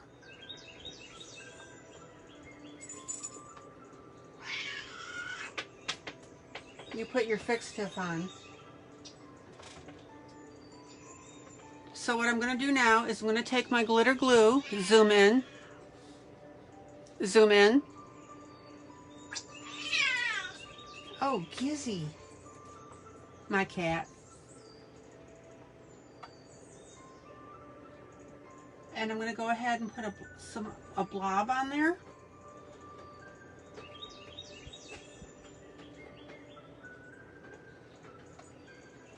Zoom in. Now, Ranger also has glitter glues, and they call their stuff stickles. But you know what? It's a little expensive because you have the smaller bottle, right? So I went ahead, I bought this regular stuff. It seems fine. And Toby barks. Poor Rhonda, my cat's make a noise and then her dog Toby barks. So what I'm doing now is I'm taking my glitter glue and I'm putting it on there, and it's a pretty thick application.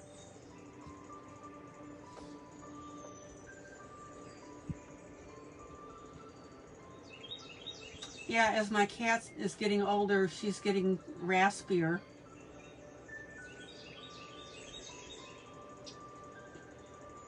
So that meow even made me jerk around and look.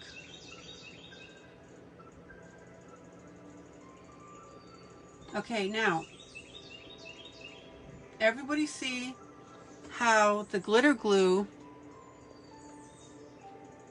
oh, missed the spot, how the glitter glue is acting like a magnifying glass, and it is picking up that blue that I put in.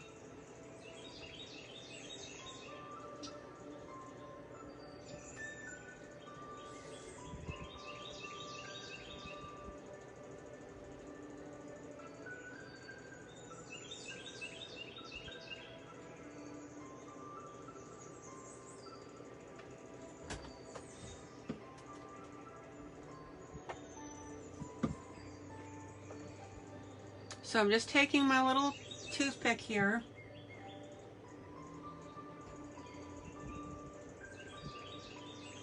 And by the way, guys, this is neither here nor there, but I hate to throw out stuff after just one use.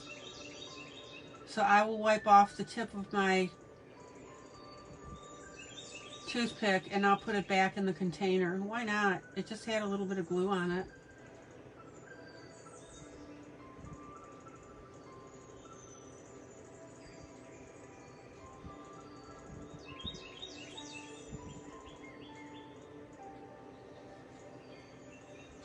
Everybody see how cool that's looking? And again, it's going to make more sense when I pull out. Do not make decisions on close-up views like this.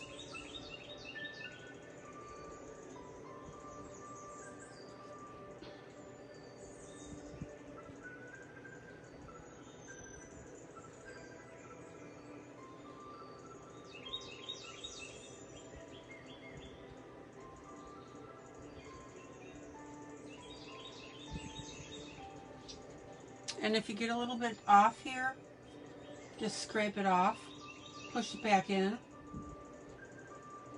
Now, I've got a little bit of white here, so I'll take my marker after my glitter glue dries and I'll re-dab that.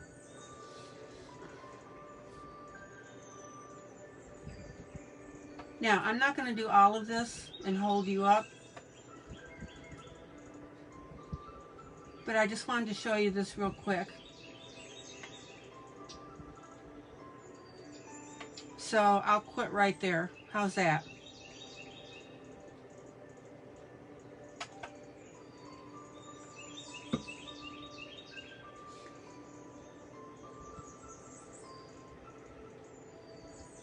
Well, Rhonda, where else can you come where not only do you get amused, but so does your dog, right?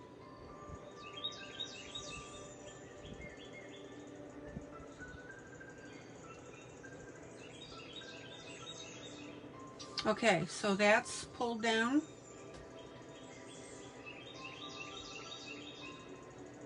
So I'm entertaining you, Rhonda, and I'm entertaining your dog. That's why you love me.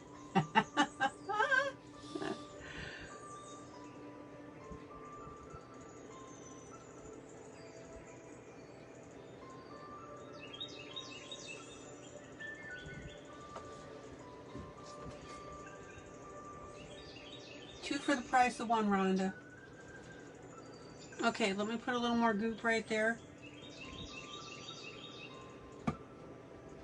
And when you're doing something like this particular picture, guys, don't be stingy.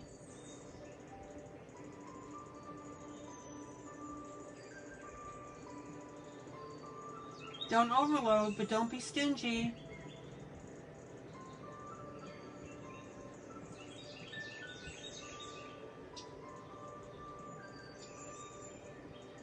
You might say, well, glitter glue is expensive and I don't want to, you know, use it up too fast, da da da da.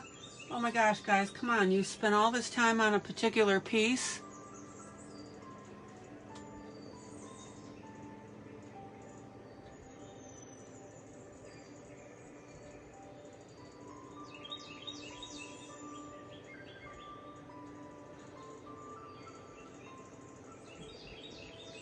And then I'm just going to wipe that up with my finger where I got there, or with my toothpick. I want to keep that border clear. Oh, beautiful. Zoom out. Zoom out. Can you guys see this now? There you go. Isn't that beautiful?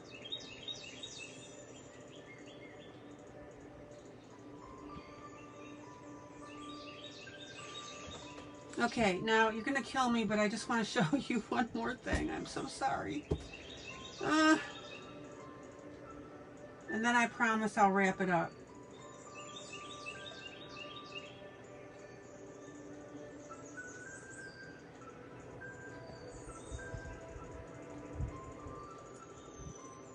And by the way, if I abruptly go off the air, that's because I've reached my 4-hour limit with Facebook. You can only broadcast live for 4 hours, so I'm like 7 minutes away from that, so I gotta hurry.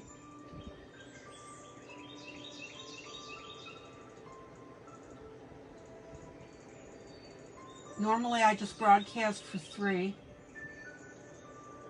but if I'm having fun, because I'm showing you a lot of techniques and stuff, sometimes I'll make it a little bit longer. And it goes to YouTube, so you can, you know, watch it in the whole bit. Okay, now look. Let me show you this real quick before I get bumped off.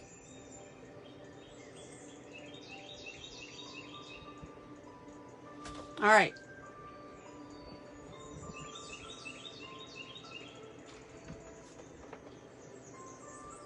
I mean, look at that, guys. Isn't that beautiful? All right, now look, watch this.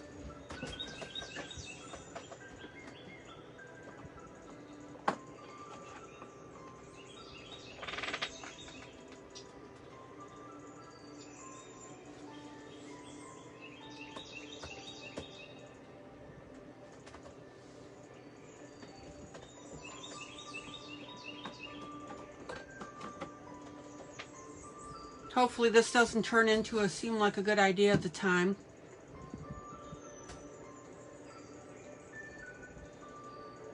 All right, I'm going to take yellow. How long does it take to dry? About an hour or 2. Okay, now zoom out. Zoom out. Okay, remember we've got this lamp here, and we've got this yellow here, right? And I've got this yellow glitter glue.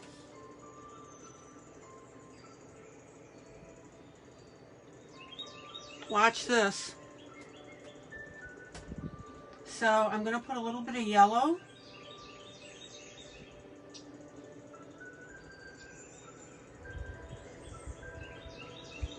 On the tips of my branches.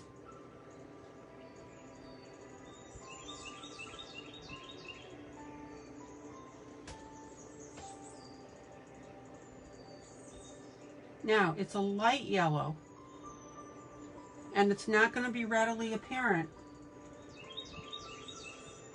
but it's so much fun because as you look at this, you're going to go, oh, wow. Zoom in. There's yellow on that. Zoom in. Yeah, and if you use a hairdryer, don't blow the glue off. Everybody see how I'm tipping this now in yellow?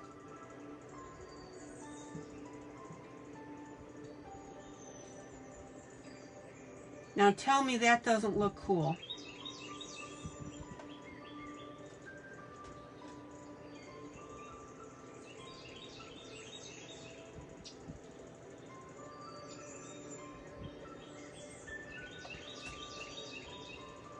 Isn't that neat?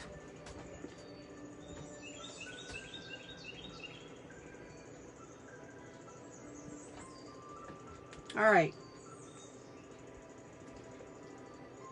Now, I could do it down here. I will, but I want to show you this. So watch.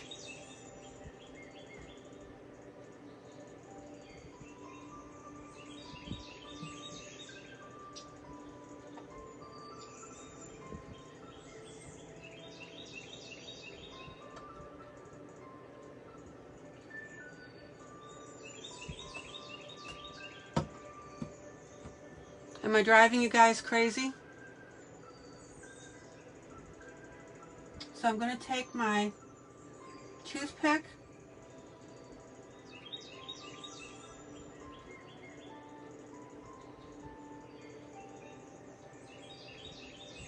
now. Don't get too worried if what you put on there globs, because as it dries it will settle.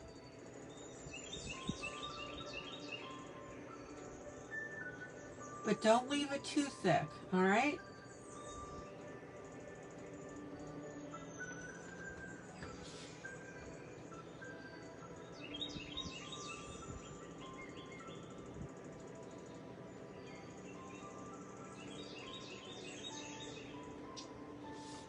Look at that. Isn't that beautiful?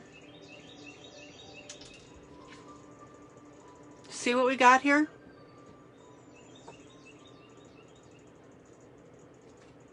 And if you really want to play with it, this is totally up to you, is you can go ahead and take a teeny tiny bit. I'm talking like pinhead application.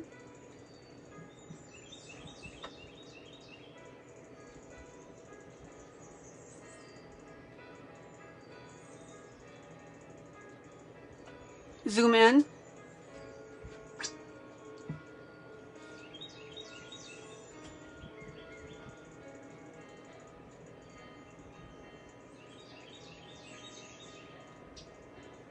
Everybody see how I'm able to apply just a teeny tiny amount? You'd be surprised how accurate you can be with this. Oh, Rhonda says glitter glue works great on her Thomas Kincaid. Okay, now look. Take your toothpick, just tap it a teeny tiny bit just to make sure it gets into place.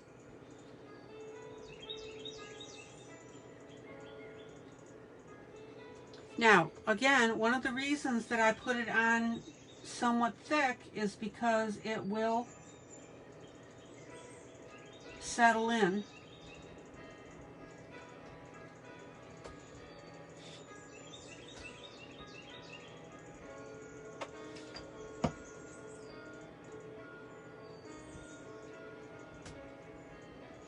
Okay, I'm trying to hurry because I'm going to get knocked off here, I know it.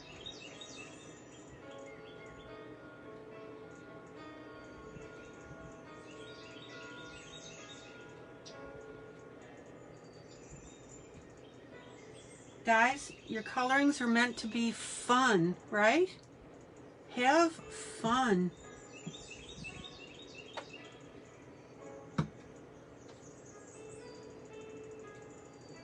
Now, if you don't want to put it on the clothing or you're going, ew, okay, fine.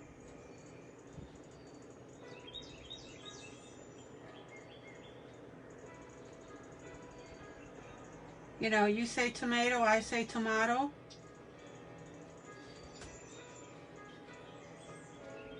And you know that I've got to do this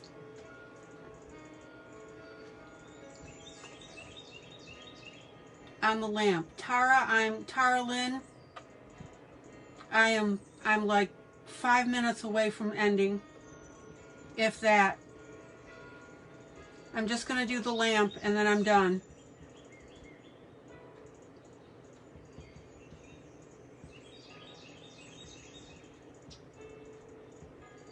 So you knew I was going to do this as well, right?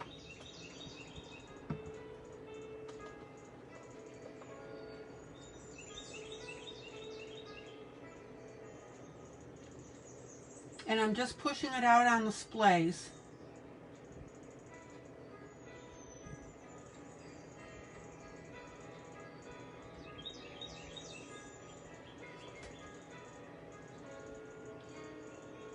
And just a little bit in the center.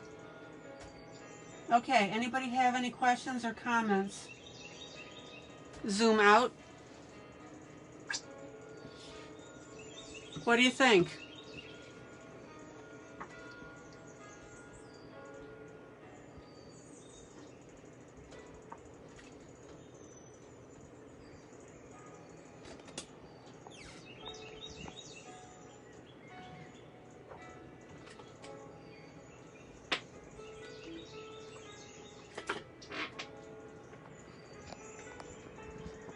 Do you like it?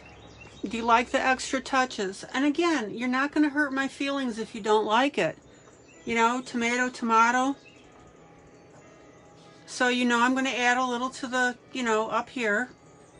But isn't that beautiful? And I hope I gave you guys some ideas.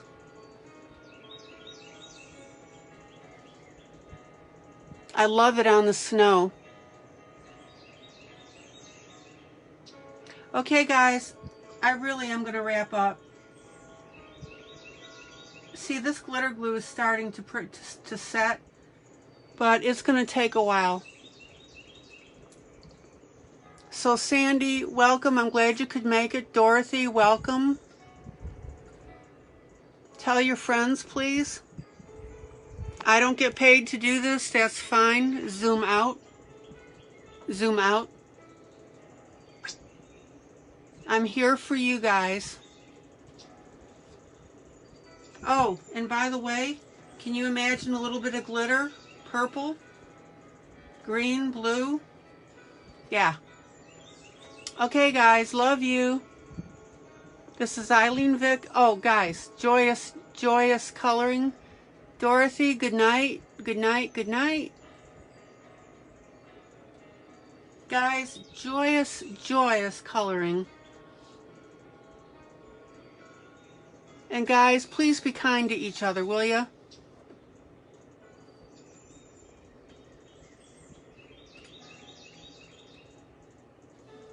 All right, guys, see you tomorrow. Bye.